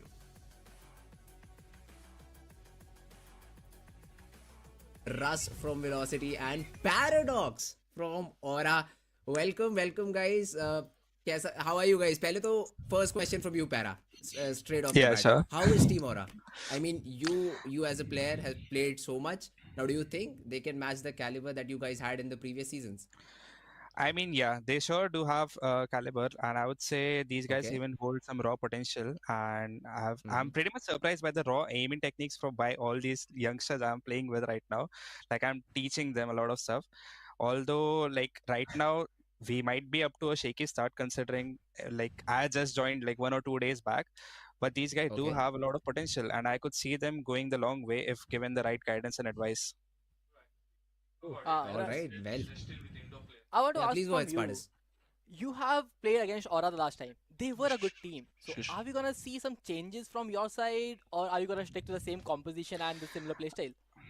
Right now, like the thing is, I cannot change this like abruptly because the event was starting in 2 days or something, and so like I stuck to their plan, but I did suggest them some a lot of different things, some fundamentals, some even like suggestions they could pull up to the game to level up the game. I would say because they right now are playing that A game because obviously they qualified from premiers and they came all the way from open qualifiers to over here, so they do have the caliber, but to play against the best teams of India, like the top 8 teams, so they need to even level up even further. So right now I haven't made any like drastic changes or what you could say, but I do have like I would say improvise, or maybe I'm just like right a guidance towards them, or even like helping hand, I would say. But like slowly, like as the day passes, I will make sure that these guys are the next big things in India. Well, that will be crazy. But now, Russ, how do you think Paradox investment in Aura lineup, and you have played Aura in the past as well. So do you think there will be a better opportunity for Aura to give a close fight to you guys? I mean, we'll see. Like, obviously, power joining them is a big deal. It's going to help them a lot to grow in general. But now we're going to try at least. So last time we weren't trying as hard enough. My players were sleeping. So okay. yeah. Oh. So now we're going to show up. You know. So basically, the 13-10 game that we are referring to is you saying that you were sleeping. All right. Well, eventually you won the game. Hopefully this time around it's a fair, easier game than what we had, right? That's what you were saying. Yeah, pretty much. We have everything that we need. You know, we practice a lot, and you know, we have everything that we need to play. And so yeah, we'll just play and show what we're about. Any surprises for us in terms of team composition, agent select, something that you can spin ahead on any map? Nothing really. You can just watch us. You can try counter us or whatever. We have everything. So yeah, we're ready. Hey. All right. Last question from my side, Para. When do we see you in the server back, or have you switched full time as a coach?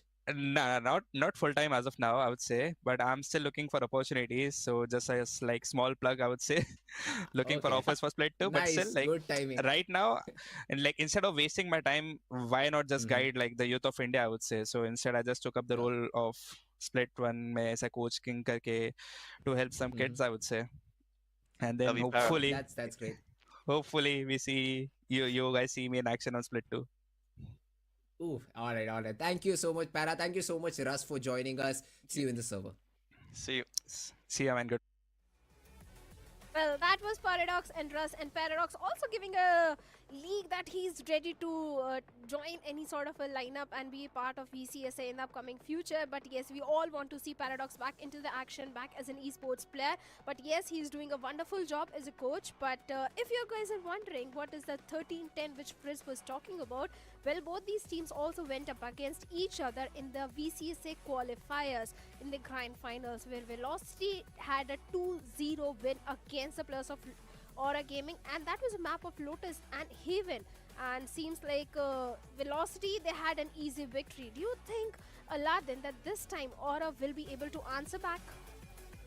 I really think that this can happen, but before we talk about this, let's talk about the quiz. If you really want to have a chunk of Valorant points, if you really want to have that prize pool that is not for the team but for all those people who are watching the stream, make sure that you answer these questions. All you have to do is scan to answer these questions, and you will not get your prize right there, but all those people who join the streams throughout this VCSA journey, you will the person person who gives the maximum answer will get a chance to have a share of 7,000 Valorant points. But on the other side, the question you asked, I think Team Velocity, they did had an easy win, but on the other side, Aura Esports, they're ready for a revenge. They're definitely ready for a revenge. And in that interview, their coach said that these people, they have that raw gun power that he was also impressed with. So maybe that raw gun power will be enough to shut down Velocity Gaming. But on the other side, Velocity Gaming, they definitely have that confidence and have that momentum as well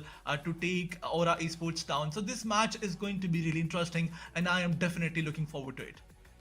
I think we all are. We all are looking forward to it because Para, as a coach, I'm sure the young talent, the young youth of a country, under the right mentorship, under the right guidance of Paradox, can definitely shine really bright. But on the other side, we have the experienced players of Velocity Gaming, Russ, such an experienced player, SK Rossi, who has already lifted the trophy. The pressure is definitely going to be there. Something what really happens is, you're a really talented player, but the opponent, since they are so experienced, you get intimidated and you are not able to have your A performance. And that should not be the case with the players of Aura Gaming Esports at this point. They just need to play their natural gameplay and just look for the revenge against the players of VLT. Absolutely, but you can see the camera of all the players of Velocity Gaming, Lightning, Russ, SK Rossi, everybody is ready, everybody wants to get their hands on this victory. But on the other side, we have Aura Esports, some young lads, some players with the raw aggression and the raw gun power. How do they mold it into a victory? That's something that we want to witness today. But on the other side, Aura Esports, do they have it in them? Are they willing to take that pressure? This is another question. The coach, he said that they are ready, but he also mentioned one thing, that I think this is the kind of mentality that cannot get you a lot of wins, but he mentioned it in front of his opponent that they will possibly have a shaky start. I mean, you have to have that confidence at least. And the coach knows the boys better than anyone else. But looking at the lineup, looking at the composition, a same composition has been picked by the players of VLT. A double initiator, breach, fade combo. Then we also have Chamber in the mix, and Neon as a duelist, and Omen as a controller. But the difference between Aura and VLT composition is the mix of Teho. Teho is there, Primey is playing on that, and we also have Killjoy. So the double initiator composition of VLT, I believe, is going to have a certain advantage. Seems like both these teams are still going with the same composition which they went with in the qualifiers. Absolutely, but the inclusion of Chamber is quite controversial from the side of SK Rossi, but we know that he likes to play with the operator, and Chamber is one of those agents who gives you enough room to play with. And on the other side, now that Damara has the Neon, and we have seen him playing duelist multiple times, and he likes to justify his role as well. So this is going to be another thing. This is going to be another thing that we have to see, that how he gels up with Russ and tries to win this one for his team. But on the other side, the most challenging is going to be Aura Esports lineup. They have the mix of Teho with the Killjoy. I think this is the first time that we are going to see Killjoy on this map in this entire VCSA. But let's talk about the first round, which is going to start in a few moments. Aura versus Velocity. This is going to be a lot of fun.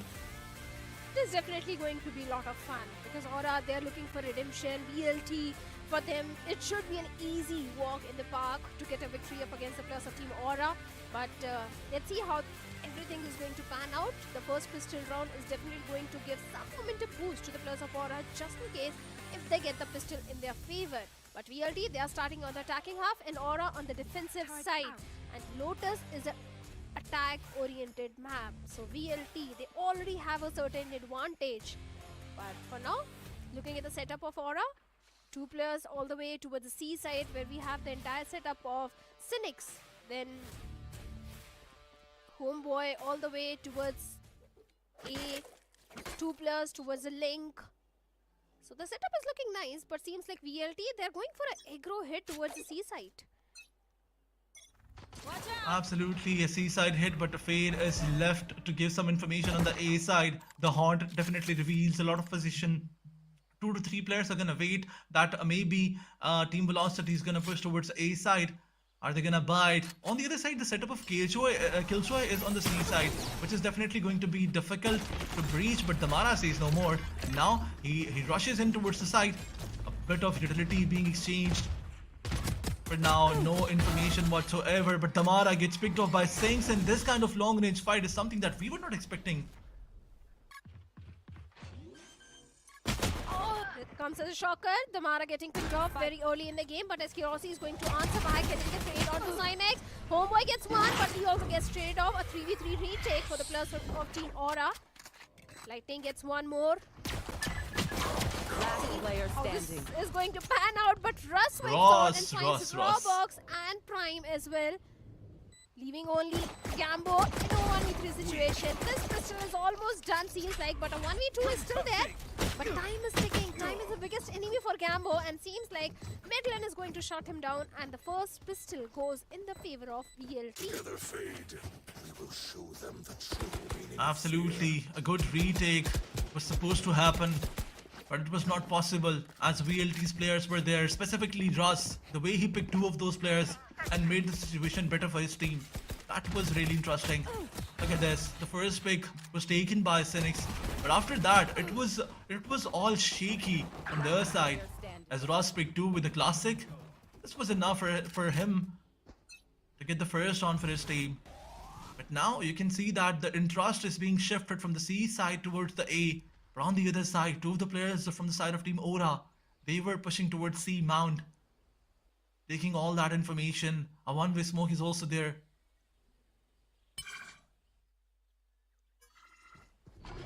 That Most triple probably. beat in the previous round. Yes. Russ is doing such a wonderful job. So sorry to cut you off, but this time once again, I'm for a there to save round, it's an entire eco. It should be an easy second round for the players of Team VLT. The main question is how much eco damage can the players of Aura do in this particular round? Absolutely, they have to destroy the economy.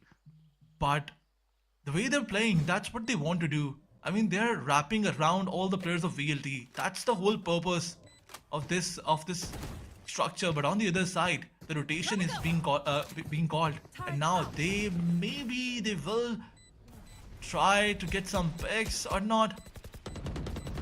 They're not showing any interest for now. Now Homeboy, he's pushing in, gets picked off, tries to take one down, and Cynics, he takes Matlin.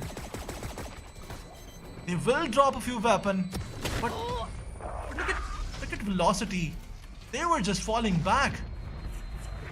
Unfortunately, Matlin could not save his gun, but all the other players, they saved their weapons, and now moving towards the third round, velocity is looking good. This is the moment of truth where Aura has to perform because now they have the better weaponry. Of course, it's going to be a full buy round for the players of Aura, and indeed an important round, like you mentioned. VLT, well, only one weapon was dropped from their side, Maitland, but I like the way that how the players of Aura tried to deny those ultimate points to the players of Velocity. Three players going down by the spike, but this time early rebel control to the players of Aura. But VLT, they have different things in mind. They're going all the way towards the C side where we have the setup of Cynics. C-mount control has already been established. Just one single player towards the C, but Prime one finds a Rossi, shuts him down. Lightning fast gets a trade onto Prime. A 4v4 situation in a completely empty C side. It should be an easy plan for the players of VLT. Absolutely. VLT, they're not stopping at all. They got the side for themselves. But for now, the situation is not that good for them. And Homeboy, the way he's flanking, somebody has to anticipate that two of the players of Aura, they're going for a flank. This is not looking good. Information being traded on Phoenix, Madeline, along with his teammate using all the utils. But Tamara, look at this one.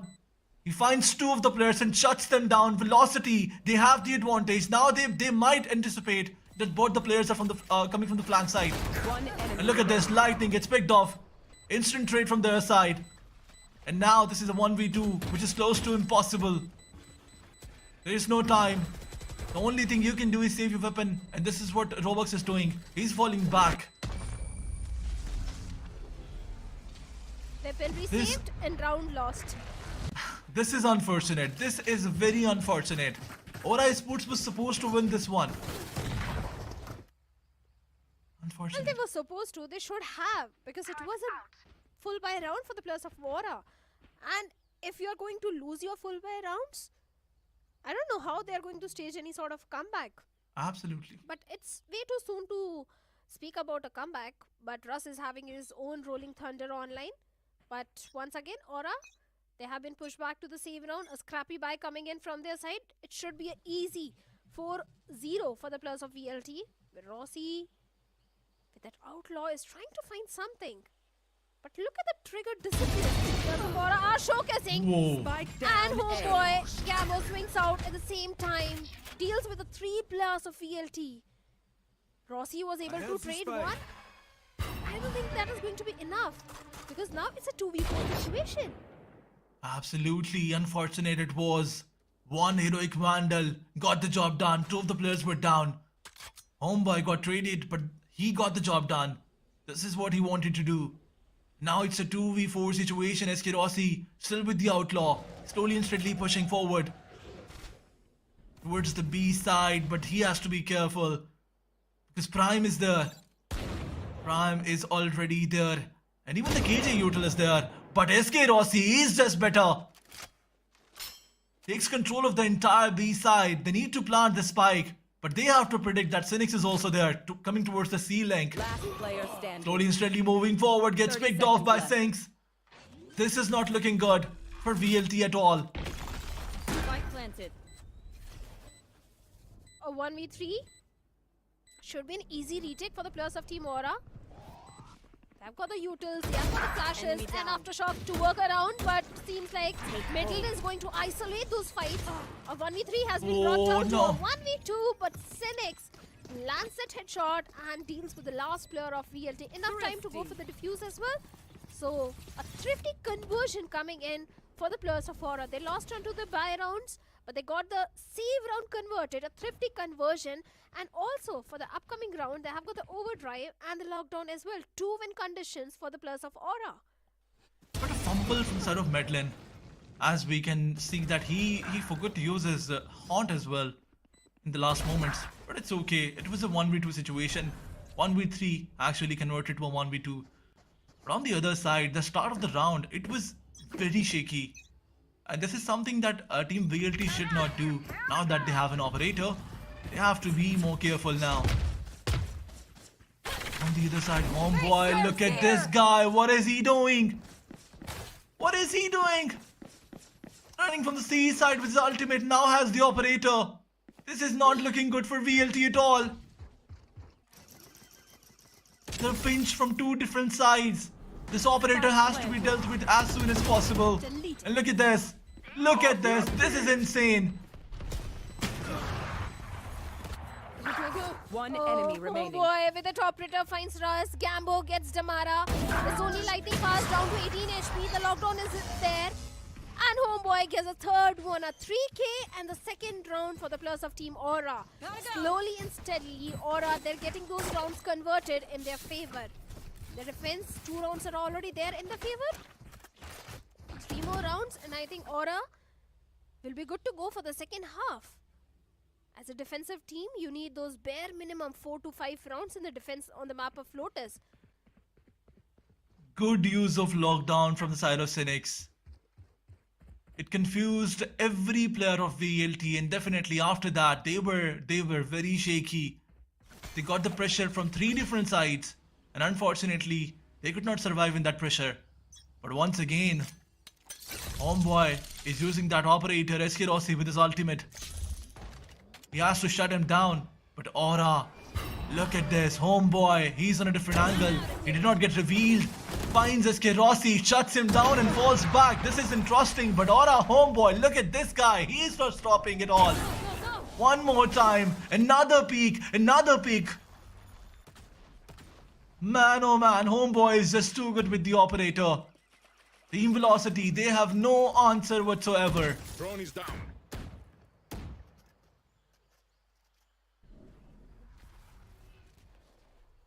2v4 situation for the players of VLT. Not looking really good.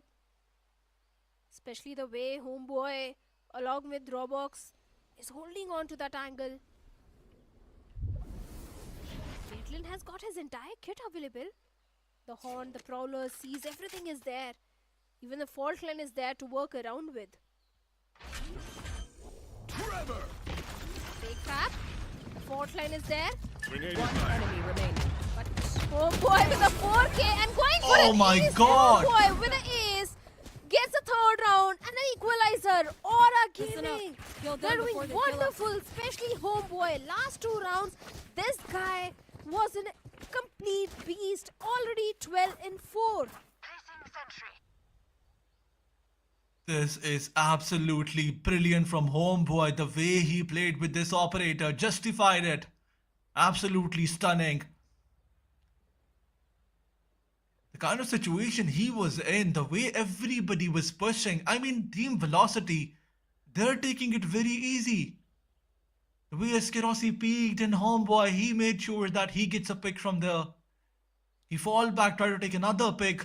Team Velocity, somehow, they were just ignoring that their opponent had this deadly weapon. And Homeboy took the advantage of that. An ace with the operator, this is something that we do not see mostly. This is something that is not normal. Crazy performance from his side, but VLT, they're forced to take a timeout because they have to rethink and re-strategize. They're definitely doing some mistakes that they don't have to.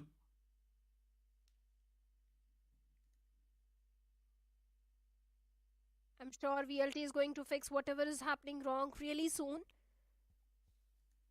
But Damara has got his own overdrive. I'm sure this round should go in the favor of VLT if that ultimate is used to the perfection. But even Homeboy's overdrive is also just 1 point away. He's also got the operator. It seems like no buy coming from the side of Damara. It's only Bucky. I'm out of here. He's going to rely on that overdrive to create some space and an opening towards the seaside. But that paranoia, perfect paranoia coming in. And Robux capitalizing behind that. Shutting down Damara. Shutting down the only win condition for the players of VLT. This is a 4th round coming for the players of Aura.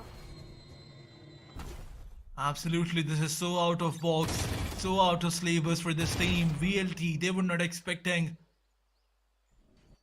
a great paranoia being deployed by Roblox, and he got the pick as well.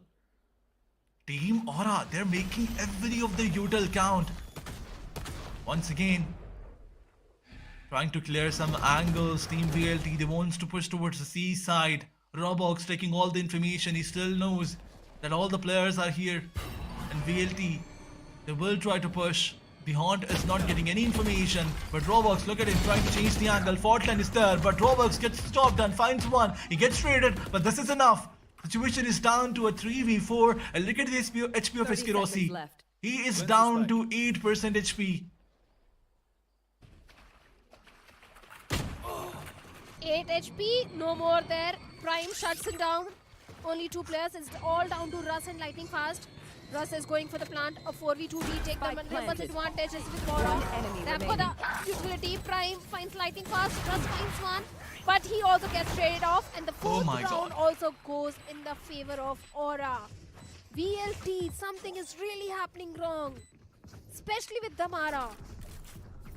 That paranoia, like you mentioned, was so perfect and so precise from the side of Roblox that the entire plan of VLT was ruined the moment Damara got picked off because they were relying on that overdrive. But seems like now Aura, they are in the lead. Overdrive from the shadows is still there with the plus of VLT. Let's see if they can come to an equalizer because now they have got the buy, they have got the weaponry. Damara once again relying on that overdrive. Because only it's a Bucky investment coming in from his side. But Gambo has got his own Rolling Thunder also online. Go, go, go. I mean, you mentioned that VLT's plan was shaky, but I don't see any plan here. They're just pushing all in, and look at this, Damara. This time he wants to get online, clearing all the angles, finds one, finds another. This guy is not stopping. And look at this, SK Rossi and Ross. They cleared the remaining fuss, and now the last man standing is Homeboy with the operator. He is definitely gonna save his weapon. They have enough economy. He can destroy some of the economy of Team VLT. But what is going on? VLT, in one round, they play like they don't even know how to play. And in the other, they just dominate all in. VLT finally getting that 4th round. Like you said, Homeboy can try going for those exit frags. Or maybe just try saving that operator. It seems like he's going for that exit frag because a retake, a 1v5 retake is something which is close to impossible. But yes, few weapons he can try to drop from the side of VLT, but seems like that's not going to happen. And VLT coming to an equalizer, the 4th round also goes in their favor. This was the same exact plan which VLT had in the previous round as well, where Tamara was supposed to go in with that overdrive, but of course Roblox didn't allow that to happen. But this time the 4th round coming in, and we already have an operator investment from the side of Medlin, if I'm not wrong. Actually, it is SK Rossi with the operator.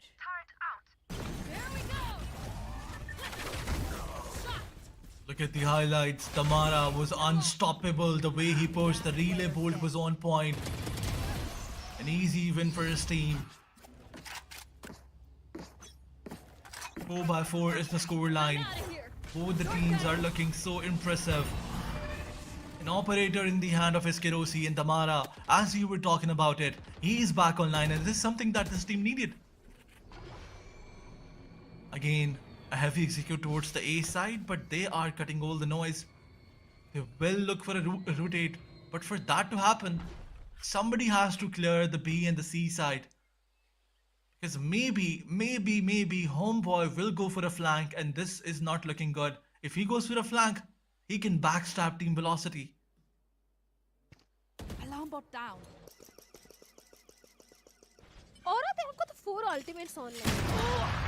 And SK Rossi seems like he doesn't need any ultimate, just the operator is enough to shut down Cynex. A completely off guard.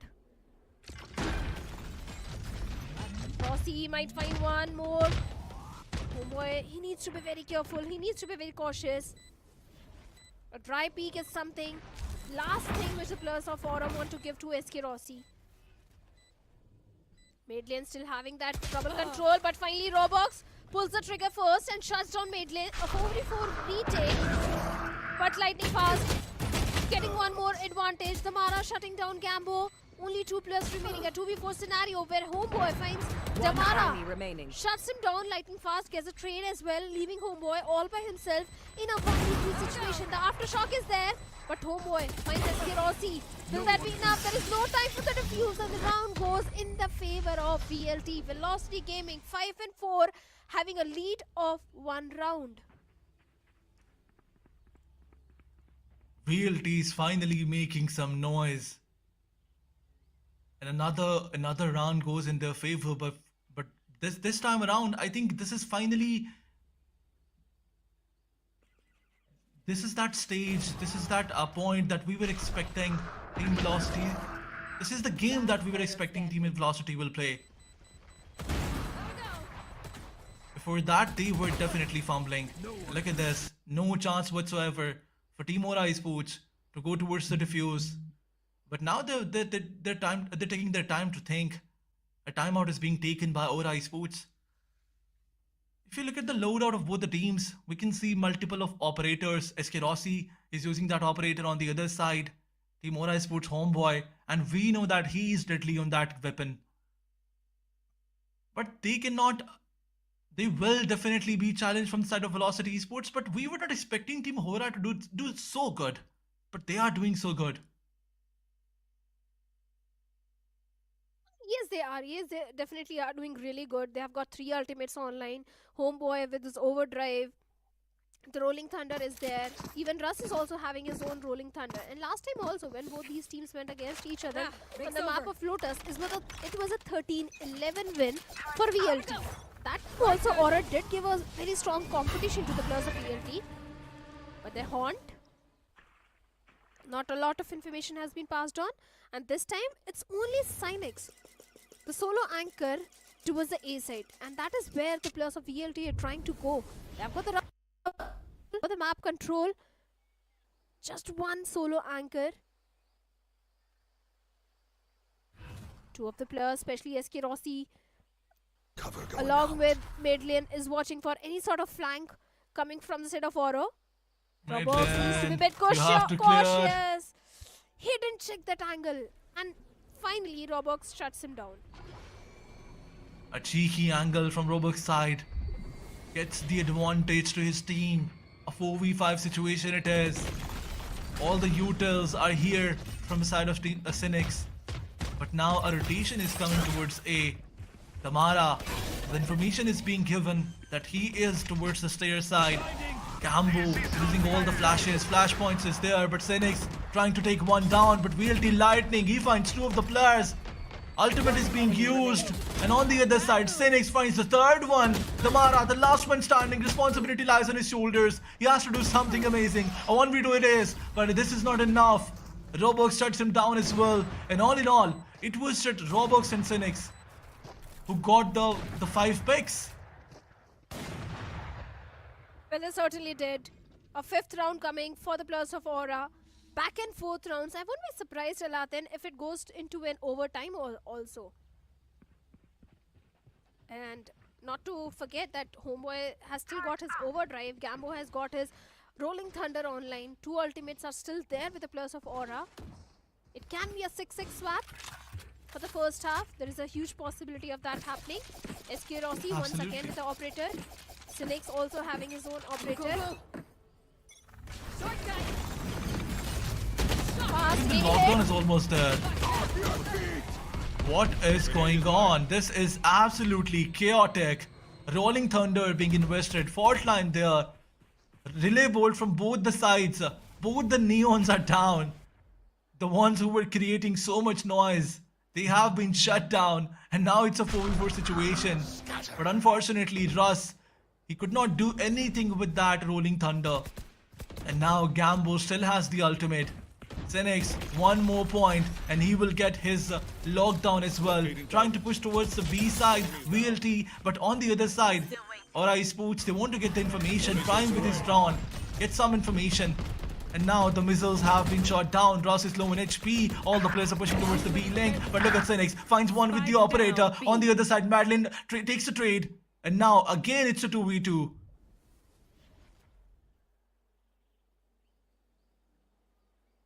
Yes, like you said, Phoenix also has got the lockdown.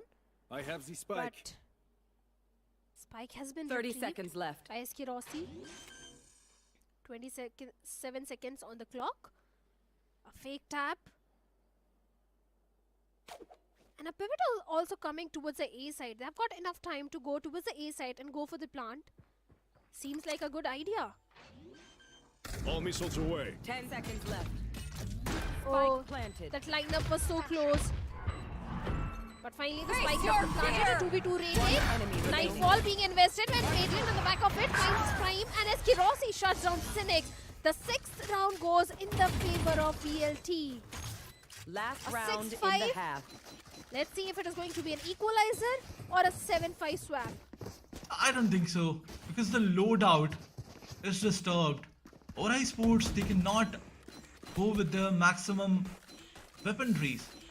I mean, 2 of the players are forced to save, are forced to buy a Stinger. Look at Homeboy. He has the ultimate. He's definitely going to play with that. They're fierce. The magical finger. But on the other side, Team VLT, they have all the weaponry that they can get. An early A execute. Haunt is there. But on the other side, Homeboy, look at him. Repeating the script. This is what he did previously. But SK Rossi, this is the time for revenge. 3 of the players are coming from the backside. And VLT have to answer back.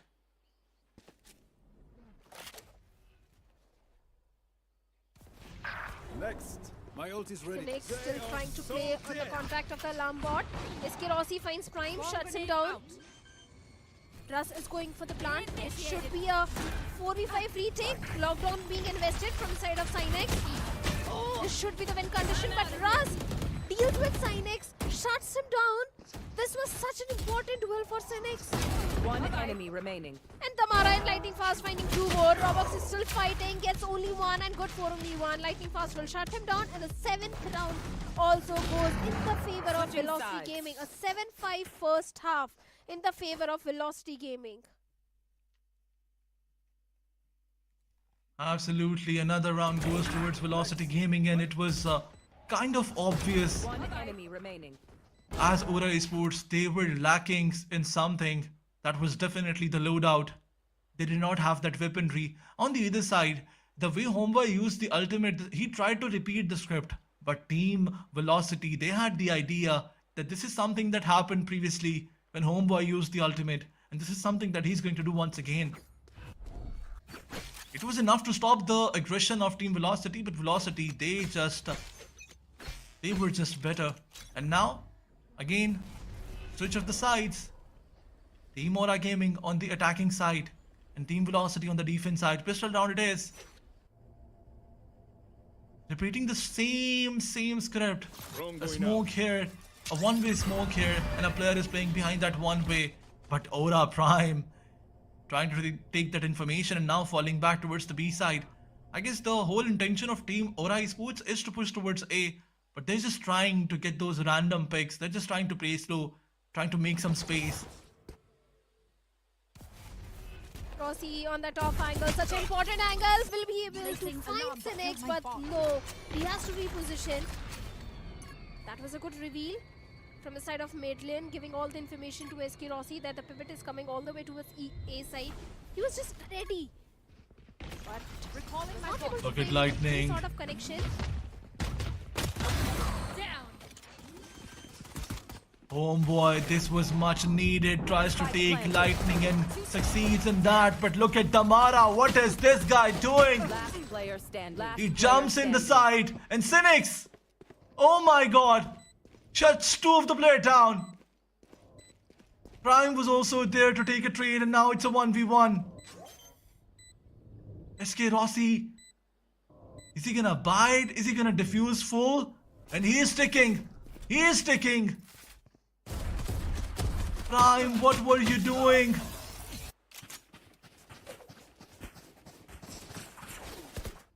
Prime was going for a complete wrap around. And in the meanwhile, SK Rossi went for the defuse. Oh my god, this is going to hurt Prime a lot. Had he been in the side, but he didn't know that SK Rossi is going to stick for the defuse. But whatever the situation was, 8th round goes for the players of VLT. This pistol was really important for the players of Aura, but seems like the pistol has been stolen by the players of VLT. There was no way on earth that Rossi would have, but never mind. Moving on, we have got an entire eco round for the players of VLT and a save round for the players of Aura. A fast execute for Aura is Homeboy going directly into the side, but lightning fast, Middle and SK Rossi, all the trades going in the favor of VLT. This was a save round, this was ought to happen. A flawless entire eco for the players of VLT. Absolutely, VLT was untouchable. Except Lightning. Nobody took any damage at all, and now a Phantom is in play from side of Damara. So this weapon advantage is still not enough. I mean, it is enough, but we know that Velocity can still nerf it, because they can still dish it out. But this is the highlighted moment where Velocity Gaming just ended the round within the blink of an eye. And now moving towards the 15th round. 9-5 is the score line. Aura Esports, they definitely have the weapon advantage. But one mistake, and specifically, if they lose this one, this game will be close to over. SK Rossi taking the control, slowly and steadily moving forward. The timing is in his favor. Cynic has to be careful. Two of the players are here. He has no information about SK Rossi, that he has the control of A's rubble. Look at this. SK Rossi finds the timing, finds Cynics, and eliminates him. I'm out of here. That headhunter in the hands of SK Rossi is really deadly. Rossi do a proper justice to Chamber. Already advantage, numbers advantage with the players of VLT. Prime will go and plant the spike all the way towards the C side. And VLT, the entire game plan was to play on the retake, but Madeline, he needs to be careful. He needs to be very cautious. The flash goes in, and Madeline has been shut down. Numbers equalized, but the entire team is coming from the main where Rossi finds Robux. It's not planted for them. The Mara shuts down. Oh boy. It's not planted for them. What are you doing?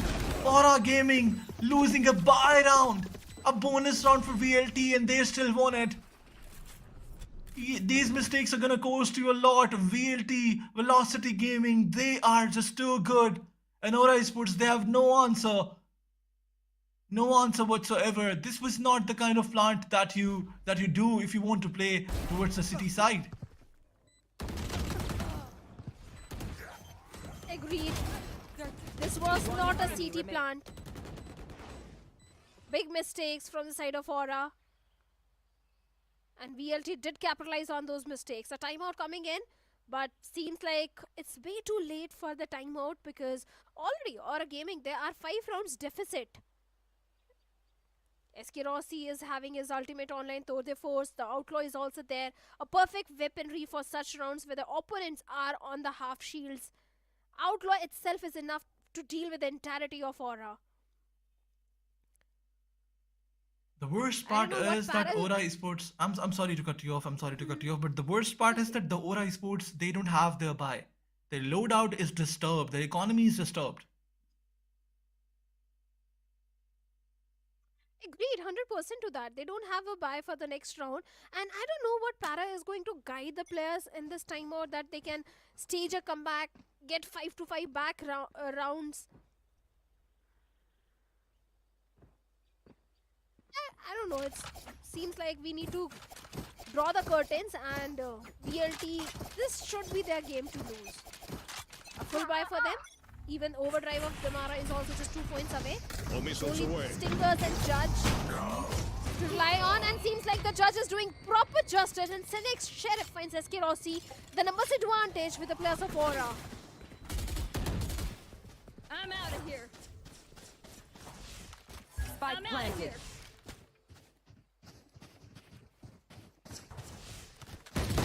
Back off. Damara finding Senex as well. Not ready yet. Trying to equalize the numbers. This is a 3v4 retake for the players of ELT. Seems like Damara finding Roblox as well. Fortnite is so on point, and Damara, oh my god, what is this guy doing? Homeboy shuts him down, but he got the job done. Homeboy finds another player, the dash was there, but Ross shuts him down, and a round that was so close to conversion, another round goes towards Velocity Gaming, and now they are on that 11th number. The scoreline that is so close to the win. This is the last chance that Aura Esports has. They were so close previously, but unfortunately, those sloppy mistakes that Minute wanted specifically, it costed them. And now moving towards the 17th round, Aura Esports have the buy, but they have to do something amazing from here, right now.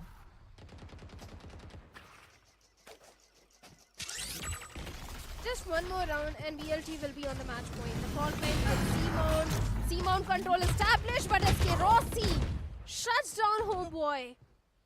That Tour de Force in his hands. He can inhale the entirety of Aura. A dry peak is something which Aura doesn't want to give SK Rossi at any cost now. Gotta go! And just look at the confidence of VLT. They're pushing the C-mount. The Mara finds Roblox. The numbers advantage is there. But the entirety of team has rotated all the way towards the A side where we have Madeline. Absolutely, Madeline is there. Russ is coming for the support. Team Velocity Gaming, they are not buying this fake. They're coming right there. But Madeline, why did you do that? That was a mistake. But Russ, he was there to shut down the entirety of Team Aura Esports. And this is it. 2 players were enough. Damara and Russ. They shut down one by one all the players of Aura Esports. And once again, Velocity claiming that title. They're so close to that. Aura Esports, they lost the buy round. This is going to be that round where they have to force, unfortunately. But they don't have enough of that weaponry. 2 of the Vandals with the light shield. 1 Guardian with the light shield. Is this enough? I don't think so. 1 enemy remaining. Spike down. The Mara, this guy is on a different level. 20 in 11. Especially with that overdrive of 4K coming in. And just look at the confidence which VLT is having. They're going for such aggressive push.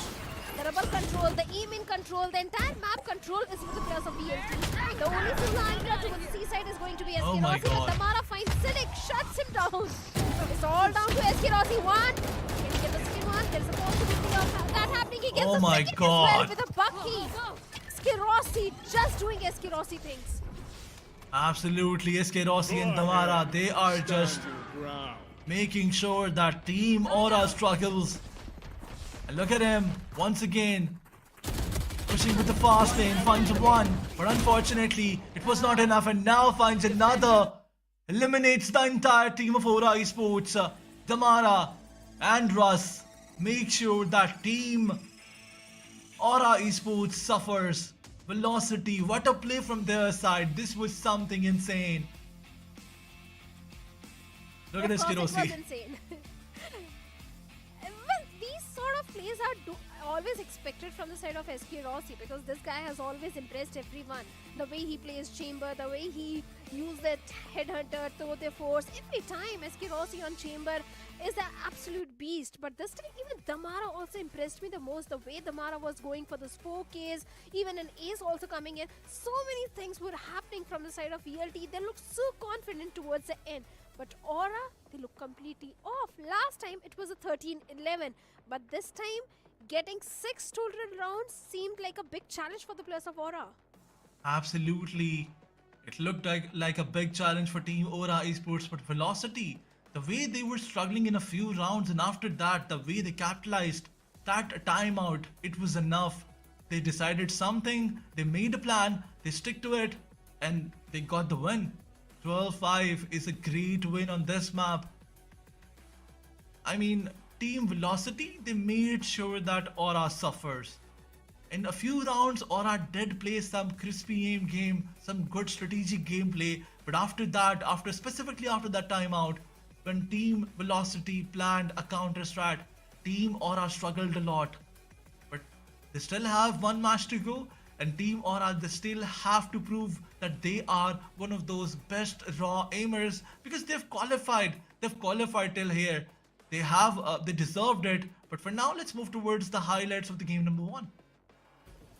Well, looking at the highlights, we can see a complete montage of SK Rossi and Damara. Even Medlin also showcased few heroics here and there. The way VLT had read the players of Aura just like a book.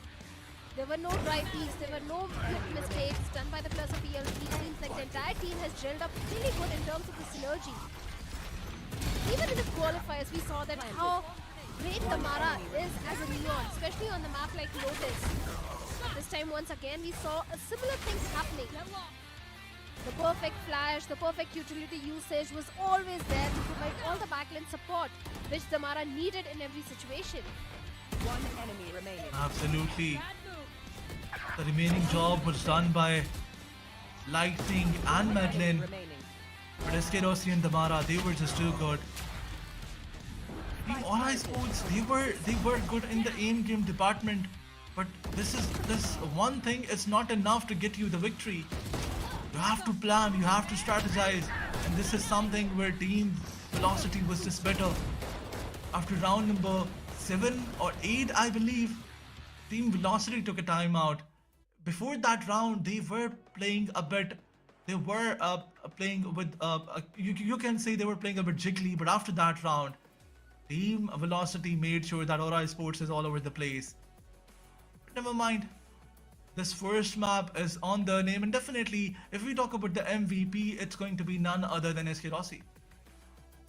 Of course, I think Rossi should be the MVP, especially the way he clutched in that moment with that Bucky. He was able to get 2 kills with that Bucky. So yes, Rossi was just doing Rossi things. And the main thing is, this was a map pick of Aura Esports. And on their own map, it's a 13-5 in the favor of VLT. The first kills are definitely there for the players of Aura. 10 first kills for Aura and 8 first kills for the players of Velocity Gaming, but seems like Aura was not able to capitalize on those first kills. The post plant is looking really bad for the players of Aura, 0-3. Whereas for VLT, it is 7-11. They got the site 11 times and they were able to convert it 7 times. So statistically, VLT is looking much better. Absolutely, but let's move forward towards the MVP, and it's going to be none other than Damara with 2.2 KDA, 335 ACS, and 196 damage per round.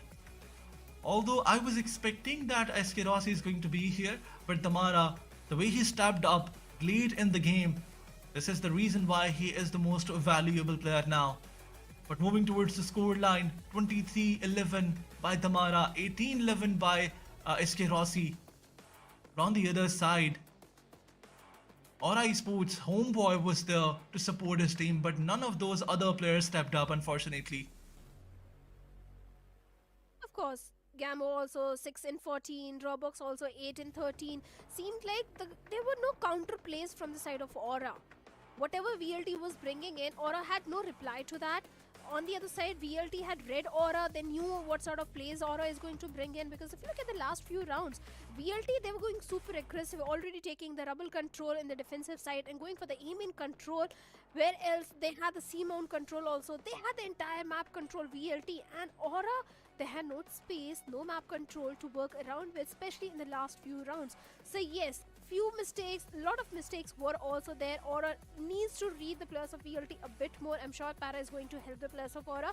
Next time, whenever we are going to see the players of Aura, they'll look much better. But the next map is going to be the map pick of VLT. If this is how VLT plays on the map pick of Aura, I wonder how they're going to play on their own strong map. Absolutely correct. There's one thing that I need to highlight. Team Velocity was not doing something out of the box. They were just repeating one thing one by one. I mean, after every other round, they were just repeating one thing. But let's talk about the quiz. A chance for you to win 7,000 Val points before joining the current team. Which organization did SK Rossi played for in his first major Valorant tournament? These are the answers in front of you. Scan to answer, and two of you will get a chance to win 7,000 Valorant points. The first one is gonna get 5,000, the second one is gonna get 2,000 Val points, and it means you can get your favorite Vandal or Phantom or whatever skin you want. But let's move forward and talk about the next match. Velocity Gaming, they have to be a little more considerate on the other side. Aura Esports, they have to read Velocity Gaming, because previously, as I was mentioning this, there's one thing that Team Velocity repeated. They tried to push A side all in, and Team Aura, they had no answer for that. Yeah, a few mistakes were also there, like Aura playing on a different angle. We noticed that one of the round, Aura, they had a different plant and they were playing for the CT control, which should not have been the case. So a few mistakes were definitely there from the side of Aura Esports, but the next map pick is of VLT. That is going to be Pearl. I wonder what sort of a composition that they are going to bring in. I expect to see a Neon and Fade. We saw Harbor also in the previous season of VCSA. So a lot of different possibilities of different composition are also going to be there on the map of Pearl. But I'm sure Aura, they are under tremendous pressure, because a 2-0 is something which Aura doesn't want at all at this point. Absolutely, a 2-0 is something that Aura Esports is not will not be satisfied with. On the other side, their coach was saying that these players, they have some raw and crispy aim, but we need to work on this energy, and this is something that was lacking a lot. But Aura Esports, the way they played a few rounds, I think they can do something different. Previously, in the previous best of 3, when we saw that two of the teams who were struggling to compete against each other, which two teams were playing the previous best of 3? Reckoning and SAT12. Yes, Reckoning and SAT12. I'm sorry, I forgot. In first match, Team SAT12 was struggling a lot, but in the second map, we saw that they tried to come back. They got 10 to 11 rounds in their favor. So this is something that gives you a momentum going on. All you need to do is come up with a different plan and come up with a little bit more confident, and then you can try to make some different output, some different results. And this is something Team Aura Esports has to do now. See, this map win of Lotus was really important for the players of Aura Esports, because if you remember the qualifiers of VCSA, both these teams did play on the map of Haven, which is the decider map today. It was a 13-3 in favor of VLT. So that means Haven is not a strong map for the players of Aura Esports. And since they have already lost onto Lotus, getting a victory, if at all the series goes to this decider, chances of Aura winning on the map of Haven are very less, unless and until they have something really prepared for the map of Haven. But before that, they need to get a victory on the map pick of VLT, which itself is a very big challenge. So according to me, the series should go into a 2-0, because VLT, I'm sure they're going to dominate on their own map pick. Absolutely, VLT is going to dominate in their own map pick, and it's really important to see which of the composition they're going to bring in on the other side. What is the answer from Aura Esports? What is the composition that they are going to be playing with? We have seen not so many matches played on this map, but Velocity, as they have picked this one, they are truly prepared. And this is going to be a really big challenge for Team Aura Esports. And as I already mentioned, they have lost their confidence. Specifically, if I talk about the body language of the coach, he was telling us that the players are really good, but they will have a shaky start. And this is what we saw in the first game. But unfortunately, Team Aura, if they lose the second match, they will definitely lose their confidence once again. So they have to do something, take this game to the best of 3, and once again regain the confidence for the next matchups, for the next games, because this is not just a knockout match tournament. This is that tournament where you will get to face each other again and again. This is a round robin format, so you have to be prepared for it from the first day as well. This is the first day, this is the first match for them, and they have to win it.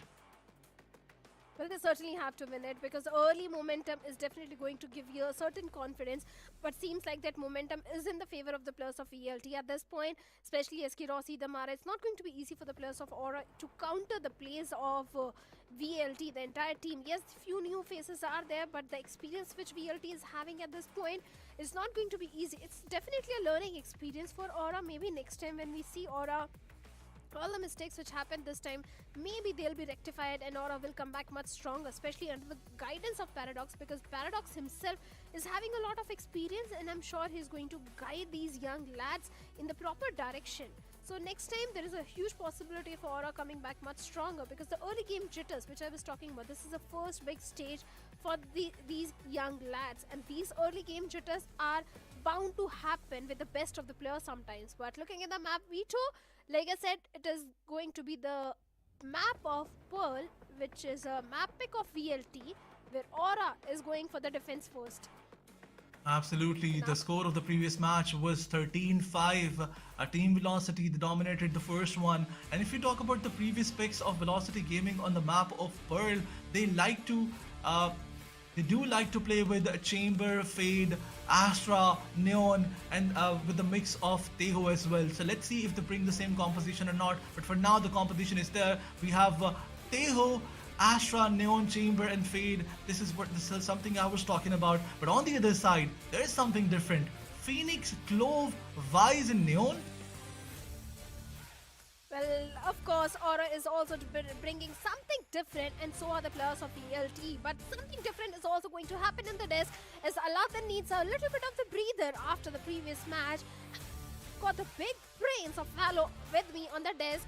Scared yet? Please break down this composition for me. Who do you think is going to come on the top? I probably think that it's going to be Shivansh. After watching this Phoenix pick, he'd probably be jumping in his own jokes room. Are getting worse and worse day by day. No, I really mean that, because last I remember, Fritz and Shivansh, they were having an argument regarding the Phoenix pick even on the map of Pearl, and Fritz was apparently pulling the leg of Shivansh, saying that Phoenix is not picked up by not even in the rank and all that blah blah blah blah blah. Seems like Shivansh is gonna have one up over Fritz now after the Phoenix pick of Robo. It's gonna be super fun though, but this double duelist composition into a Clove, a Fade, a Vise, that's something new. We haven't really seen this tested out anywhere on any kind of stage, so I'm really excited to see how it's gonna pan out right now. It's a very hard push for the side of Aura right now, outside directly of the B-long, and on the reaction, VLT are moving in over towards the mid. I like the idea. They're going in for their exploration and now can also basically put in a few people to unexpected angles. Like you said, the entire mid control. The players of VLT with the opening frag. The first blood has been drawn by Prime. Lightning Fast gets a trade. But can he get the second one?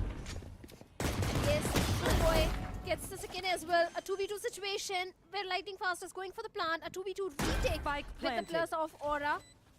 Damara needs to win out this one. All the way towards the backside. Still not smoked though. And then again, there's also an Astra Star plays there. Flash gave out the information, hence Cambo took that. Campbell won that 1v1, but Lightning Fast now can eventually have a chance and will win both the duels. I'm so shocked for them. Firing the shots from behind. They had no idea what hit him. Lightning fast, my man. Just catching those players in his own genjutsu without even doing anything. Go, go, go. This is the problem with Aura. They are always able to get that first kill, but they are not able to scale up on that. One enemy remaining. Those mid-rounding fights are something where Aura really lacks. And VLT, they do have a strong hold on to that. The first pistol round goes in the favor of VLT. Aura, they needed that good start really badly, but seems like that's not going to happen. Entire eco for VLT and a save round for the plus of Aura, and seems like a completely free A side is something which VLT is going to be rewarded with. This should be an easy execute for the players of VLT. I win again. Good pick as of now. Madeline as well finding a pick of his own, so that's already a big advantage. Does not want to take the third fight. Sends out the drone where the players are. Robo in that HP.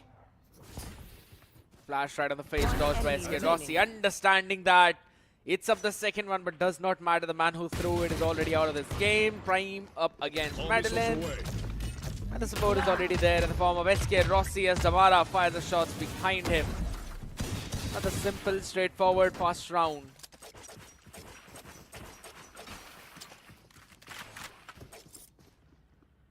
No Completely problem flawless whatsoever. entire eco. Yep. And like you said, it was completely expected from the side of VLT. Cosmic Divide already just only 1 point away for Velocity Gaming. A full buy for Aura. Vamos. Let's see if they will be able to convert this buy round. Because this time, 3 players in fact. Was the A side. The problem was in, and the back of it a relay board. A lot of utility being exchanged. And the trades are going in the favor of VLT. Lightning fast, doubling it up. You're welcome. Third one also coming for him. And seems like a third round coming for Velocity Last Gaming. player standing. Man is up for an ace. Casually walks it, disrespects Sinks. Could not even do anything. Now they're gonna allow him to take an ace is the big question. Gambo has an idea that he wants to just run away, wants to save his weapon. It's a bonus round conversion for Velocity Gaming right now. Solid round from them, understanding the aggressive play, punished perfectly. Strength, man. Whenever you've got this Teho in your lineup, you know you can pair up those guided salvos with almost any other utility and it will work out really well. Yeah, they really want. They want LF to find out his ace, man. They know that the player is probably in the halls. Lightning fast is so very ready. The knock-up does not connect, but his shot definitely does. An ace in the previous one. And this time to answer that, Lightning hits his own ace. Phenomenal from Velocity. Different level of confidence Velocity is showcasing on their own map pick. Homeboy once again was able to get that first kill, but after that, that ace of Lightning Fast kind of sealed the deal for Velocity. Rossi once again on that outlaw, and Aura on the same one. Good weaponry. Maybe this time we can see a ace from the side of SK Rossi. That's a huge possibility. I doubt so. Gotta go. Look at the amount of utility pushback Sinks. Now, they've got a good opportunity. Prime though, it was a good one. Yeah, But Lightning Fast continues what he started with the previous one. 6 consecutive kills. Make it a 7. One enemy remaining. Along with Rust, they've cleared out the entire site now and the plant goes down. It's again Gambo, the only man standing with a Marshall in hand. SK Rossi out there on the hunt in mid. They find each other. Rossi hits the headshot first. Ho ho ho ho ho ho. Okay. Extra bullets on the body with that classic. Alright, Rossi. I see what you're doing there. Probably Aura as well. Timeout from the side of Aura should be there. 4 back-to-back rounds they have lost, and this is going to be the next buy round for the players of Aura. They need to find a way to stop the aggression which VLT is bringing in.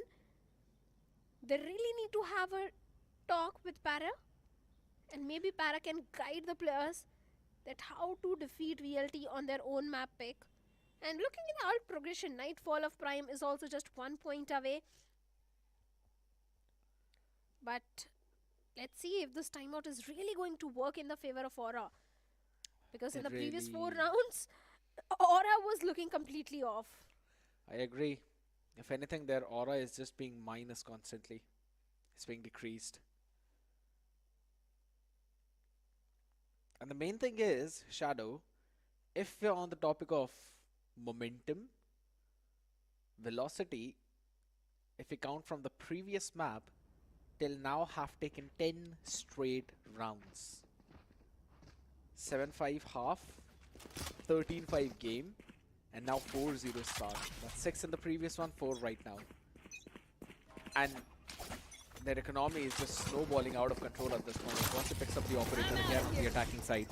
Lightning has got the Cosmic Divide available as well. So this execute. You are divided! She's moving towards the B. Also looks pretty simple, straightforward. Gambo. How much can this guy do is the big question. For now, concussed up, stunned up, utility in his face. But they still don't have an idea that he's backside. This could be a solid play. Very solid play. The ball has been tripped. Damara still finds one on Sinks. Gambo answers back as well. Damara being taken down, but Madeline with a shorty in hand. Up in front, on their faces. Esquerossi up close. He had no clue. Lightning Fast was there to answer. Still a 3v2. Doable, yet little difficult for the players of Aura to convert this one. Therefore the flash to work around with. But they need to deal with the 3 players of Velocity first. I'll find you. The taunt is going to give a lot of information. Right there.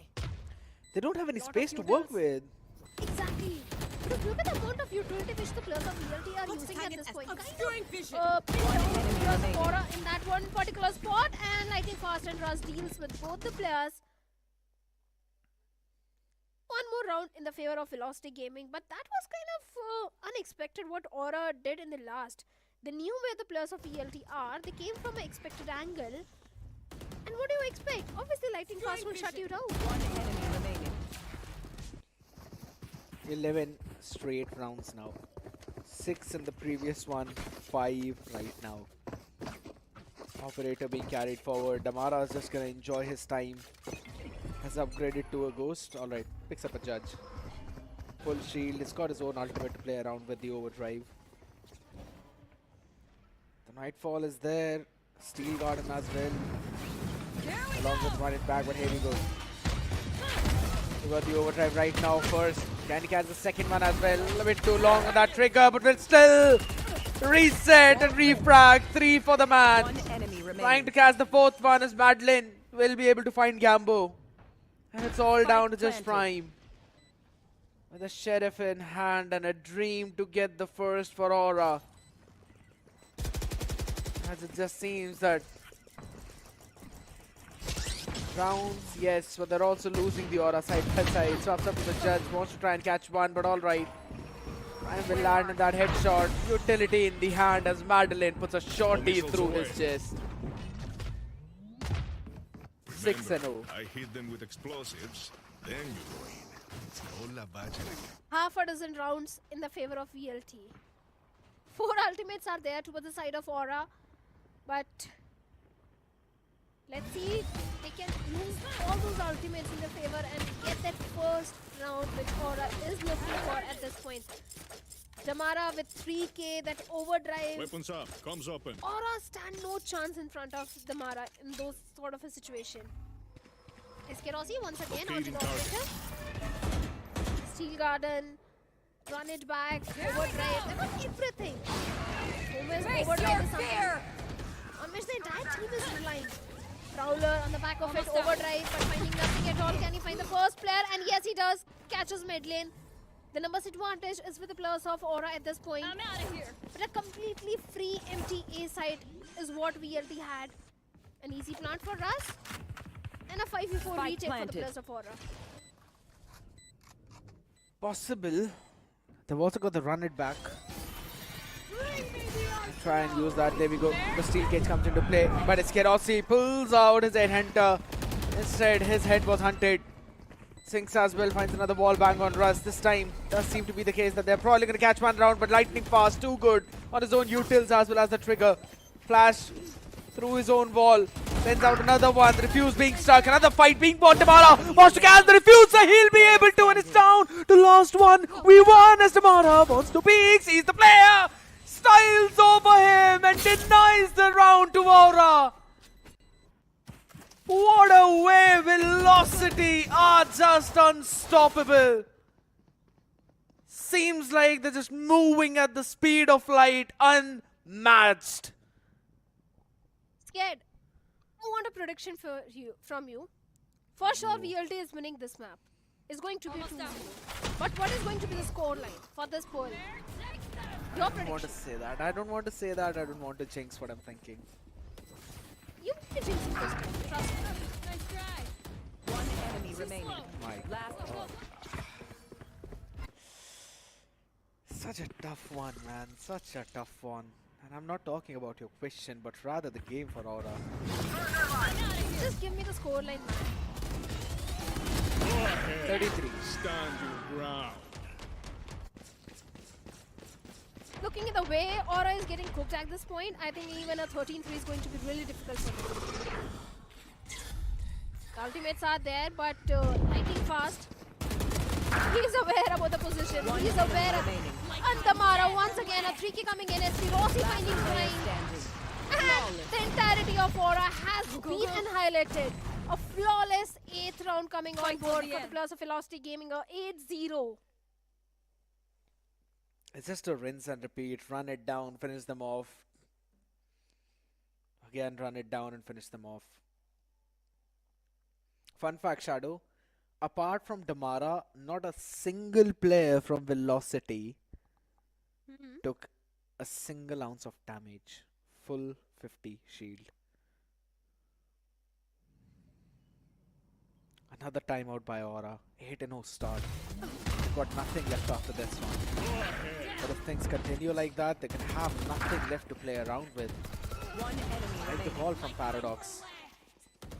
Last player standing. How are you going to play around with a squad that's just so confident?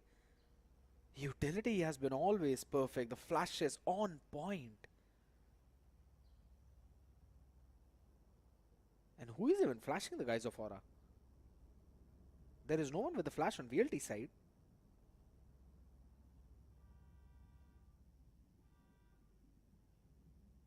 What's really happening wrong with the players of Aura? Aura is one of those teams which has qualified from the premiers, played the qualifiers, played against the players of VLT in the qualifier grand final. It's not like they don't have the skills. I'll show them. They've proved themselves in the past. Do you think it's just that they're feeling underconfident at this point? Yep. Overwhelmed, underconfident, momentum not in their favor. We're good. Empty site over towards the B. Full control. You've got a ton of utility to play around. It's an eco round for Aura, but at this point, they can't even do an eco damage. Look at the economy. 7,500 is the lowest crits of Madeline. Everyone's got over that. You want to The find it? money that they're spending are just on the utilities, but alright. Relay Bolt trying to catch in a few people. A bit too presumptuous there, Damara. Homeboy shuts him down with the Bucky in his hand. But again, a Cosmic Divide on your face. Can't use that Oh, what a position. Lightning fast. Nah, this is dirty. As he still leads Robo. What a play, what a timing. Prime Instincts answer back, but Lightning Fast will shut all of them down. 5 HP! And this man just aces it out, clutches the round for his team. Not a round for Aura. They cannot break free from the clutches of Velocity's demons. It's gonna haunt them. It's a nightmare. And Aura, they've got to conjure something, but they can't. This map of Pearl is proving to be an absolute nightmare for the players of Aura at this point. And a complete montage for the players of VLT. This was the second ace of this match. Tamara onto the overdrive, going a little aggressive, finds one. Maybe he can find a second, and yes he does. Tamara, he's on a different level. SK Rossi finding one more. The Haunt is going to give the position of SK Rossi away, and Prime will capitalize on that. Shuts it down. Planted. It's a 2v4 situation for the Players of Aura. A 2v4 One retake, enemy in fact. remaining. The stealth drone is going to give a lot of information, and Tamara finds Prime, leaving ammo once again all by himself in a 1v4 situation. The 10th round should be there for the Brazilian team.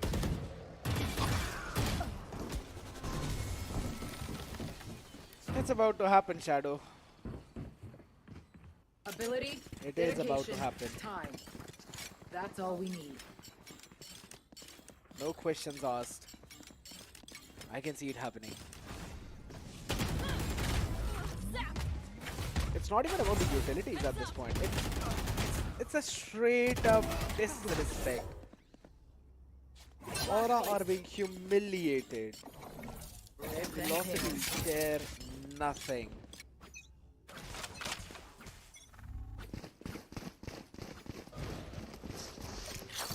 Nightfall just 1 point away from Russ. They're running Though it the down. force is already there. They don't care. I'm telling you, Shadow. They're just running it down. Yeah, let's go. Rinse and repeat. Exact same executes. Not even a weapon in the hand. Running it down with the high gear. Spike planted. It's insane.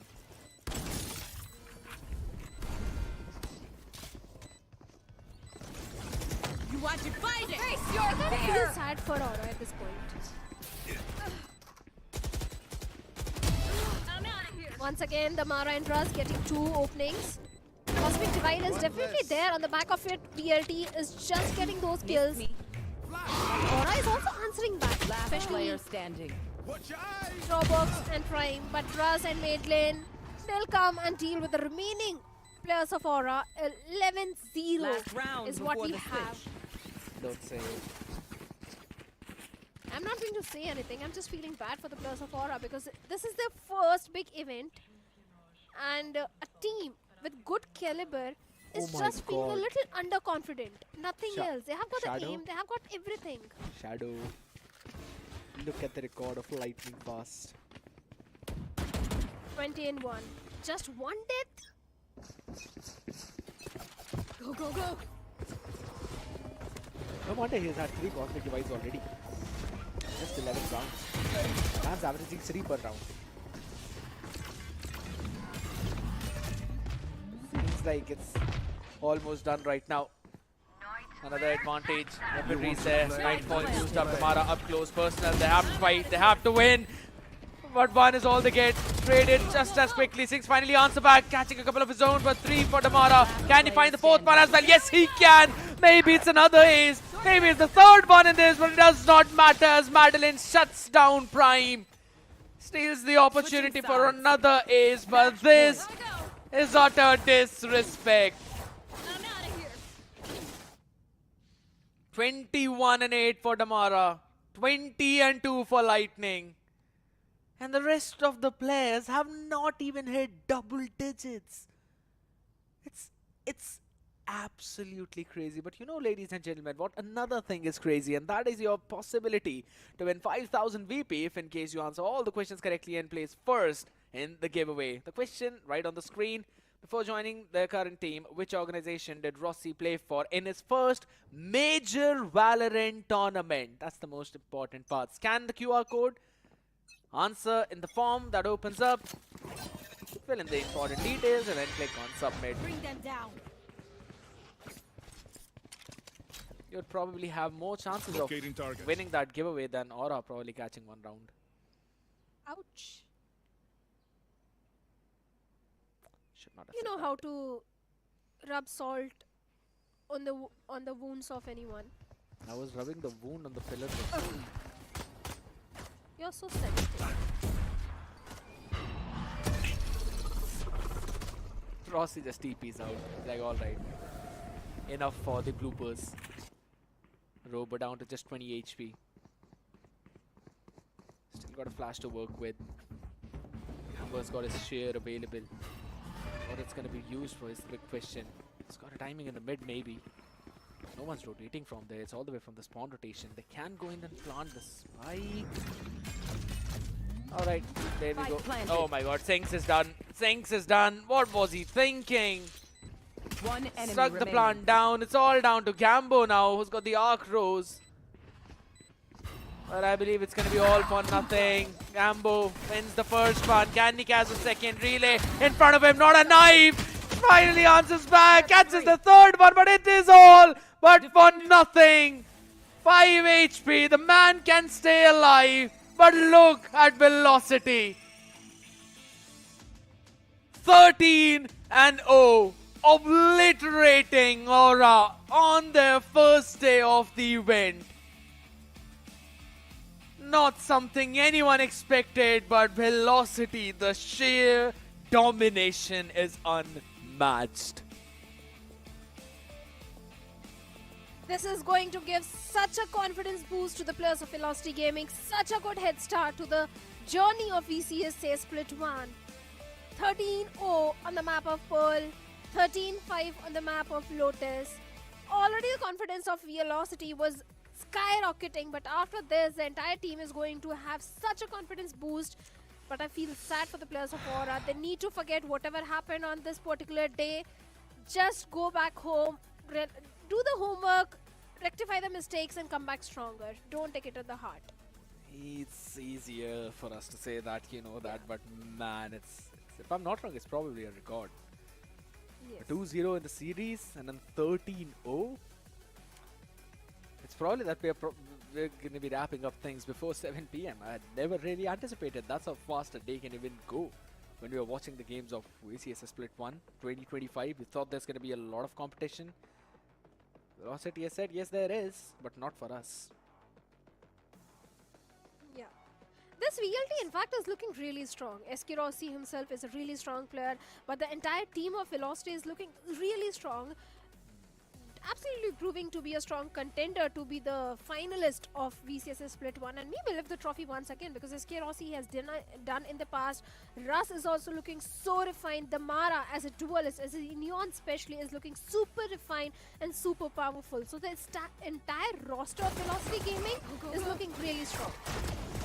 Yeah, I mean, because all of these players, they've kind of played with each other previously as well, so the synergy kicks in way too quickly. Lightning fast, Russ, all the way in the global stage in Pacific, and they were in the roster of Global Esports. Rossi as well is there. So they all have that experience, they've all got the aim. They've got everything that they need. It was only about confidence, it was only about momentum, and yes, this is the best way for you to get the momentum. Tamara just out-fragging anyone who was coming in front of him. Just can't catch enough of this guy. Every single time. If I'm not wrong, he's probably got enough to make it, what, 2 or 3 different videos for the montages that he's been creating throughout the map. Nasty.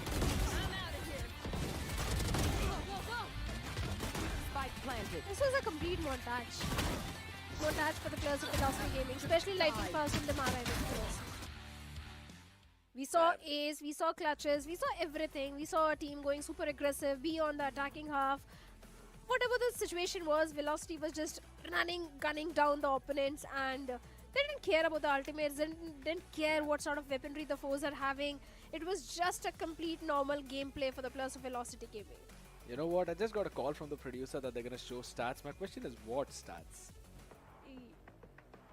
This stat. Alright. Wow. Wow is all I'll say. 5 times Aura had the chance to close it out in a 5v4 advantageous situation. And then Damara happened. Lightning Fast happened.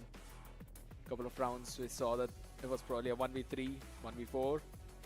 And that was clutched out by VLT.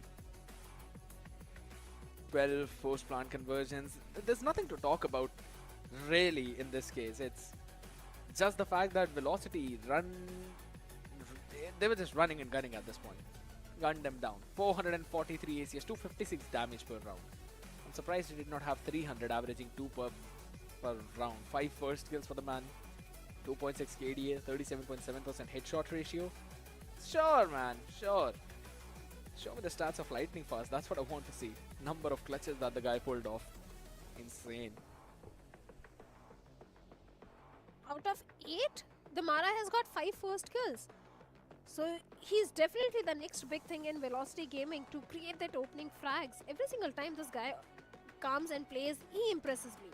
But on the other side, MVP from the state of Aura is going to be Prime with 8 and 13, 179 ACS and 3 first kills. Lightning fast with 20 and 2, averaging a KD of 10. Insane.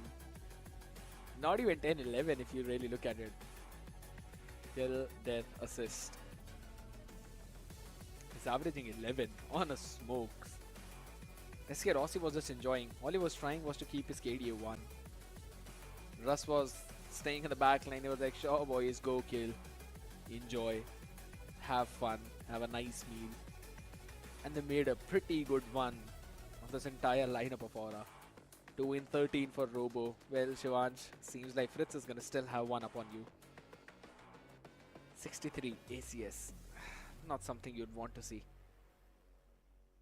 Well, we'll just have to say at least they tried for the first map, at least in the first half. The second, yet again, was still a solid domination. And Shadow, if we are actually counting the number of rounds that this team was able to grab altogether, it was over 19. Bare minimum 19. 13 in this one, 6 in the previous one, when they just went in for a straight up flow in towards their attacking defensive rounds. And I believe they were also able to grab a couple of rounds before that in their own attack. So that basically means over 20 rounds without dropping a single one. That's a statement, and that's a stock statement.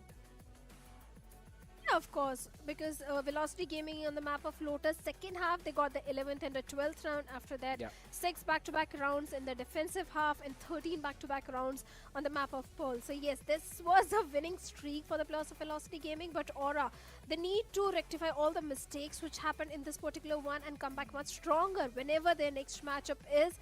They need to rectify those mistakes if they want to see themselves in the grand finals, because this sort of a performance was not expected from the side of Aura.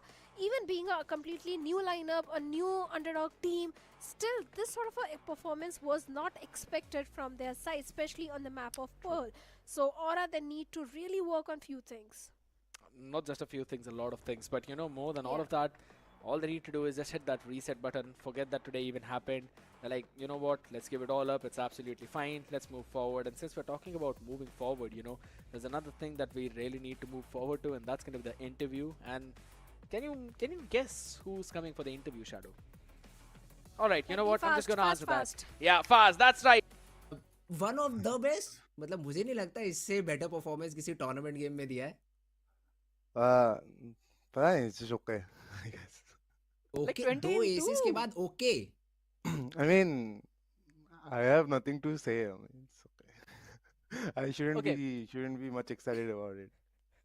Okay, just walk me through that ace, that cosmic divide ace. What was going on in the team at that time? Like, you were just hitting headshot after headshot.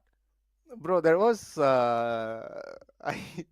they're telling I kind of baited them because I cosmic divided as a diagonally, and I had to watch the flank also. So I had to go to the edge of the wall to if I have to watch the flank, मेरे को खुद का wall, I have to jump through, peek through my own wall. So I didn't want to do that. So I was about to put the stars, and then all of a sudden वो लोग flash करके, they didn't check me. That's their fault. That's why I got the ace, I think. And yeah, that's what. It's just like, हो गया, गलती हो गया उनसे, and I got the ace in return. I think ऐसे worth punishments the और wait. चाहिए. But okay, Exactly. आज की performance के बाद Lightning Fast, who do you think is the most difficult opponent that you are gonna face? क्योंकि like Velocity तो लग रहा है सबसे top notch team है already BCSA के लिए. ऐसा कुछ है नहीं. Velocity is the top-notch team because we haven't faced good teams yet. We are just playing. We have played all open qualifiers and all, so it's not like that. But पता नहीं यार, to say that who's the top team, I cannot एक really नाम. say it.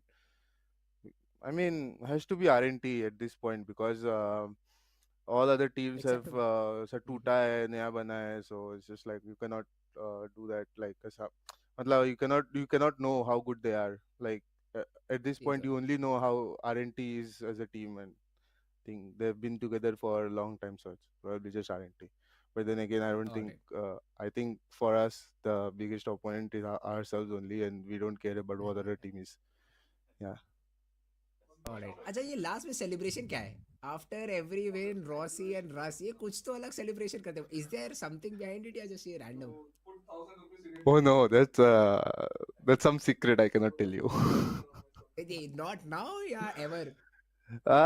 Maybe not now. Someday later they will tell चलो you on land themselves maybe. only. Yeah. चलो ठीक है. Alright. Thank you so much Lightning Fast. Enjoy Thank you. your Thank you for victory. having Best me. of luck for your future games. Thank you. You too.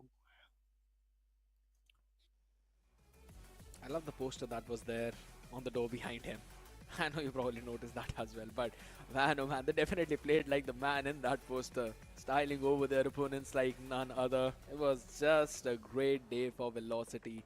And for Aura, as we've been constantly talking about it, yes, something that they really kind of want to forget. Maybe just moving forward, right? Be like, it's absolutely fine. Whatever happened. All we have to do is now just focus on tomorrow, what's going to happen then. And since we are on the topic of tomorrow, Shadow, we're going to have some great matches tomorrow between Orangutan and Revenant Esports, while also Asterisk are going to face Global Esports Academy. I'm excited for them.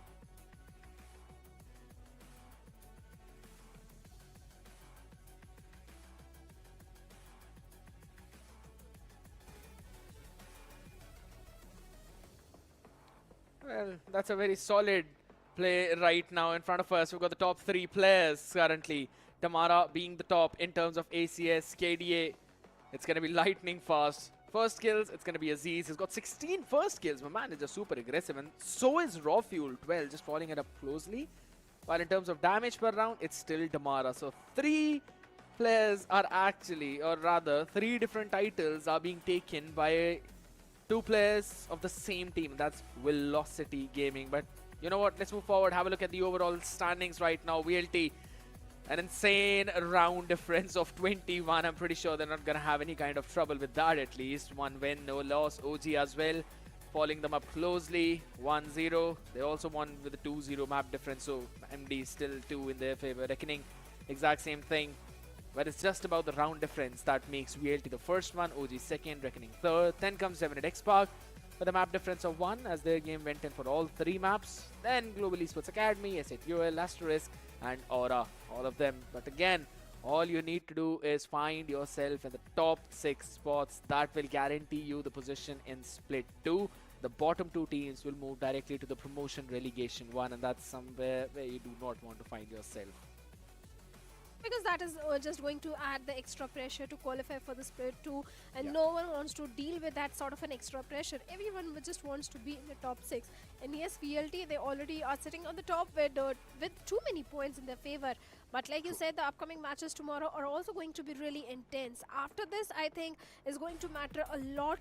Everyone just wants to win. Like you said, OG, they are going to face up against the plus of Team Revenant Esports. And the second match is going to be between Asterisk and Global Esports Academy. And I think both these matches are going to be really interesting. Yeah. One of the teams will be searching for that consistency, while in the second one, they're going to be searching for their first win. Struggles there all across the board, celebrations across the other half of the board, but now it's going to be super fun, right? Because the winners against the winners and the people who are still trying to find their win against the same people. Super fun to watch out for. You know what, Shadow, before we go ahead and probably close out the day, quick predictions. OG or Revenant Esports, who's going to win? It's going to be a difficult one, but I'll go with Revenant Esports. Wow, I think so. What It's going about to be. you? I think so. It's going to be OG. They've been looking pretty solid though. And again, then Revenant is winning for sure. You have jinxed OG. well, we'll have to see. Asterisk up against Global Esports Academy. I think Global Esports Academy might not be able to take this one, so I think Asterisk. What about you? I think so. Global Esports Which Academy. team are you will take jinxing? that. Global Esports Academy. I've said it. Remind me if I'm wrong. You were the one who said SATUL is going to win today. Yeah, I did. I thought so. But who knew? I mean, I did not know that reckoning will happen. But you know what? It's up. Yeah.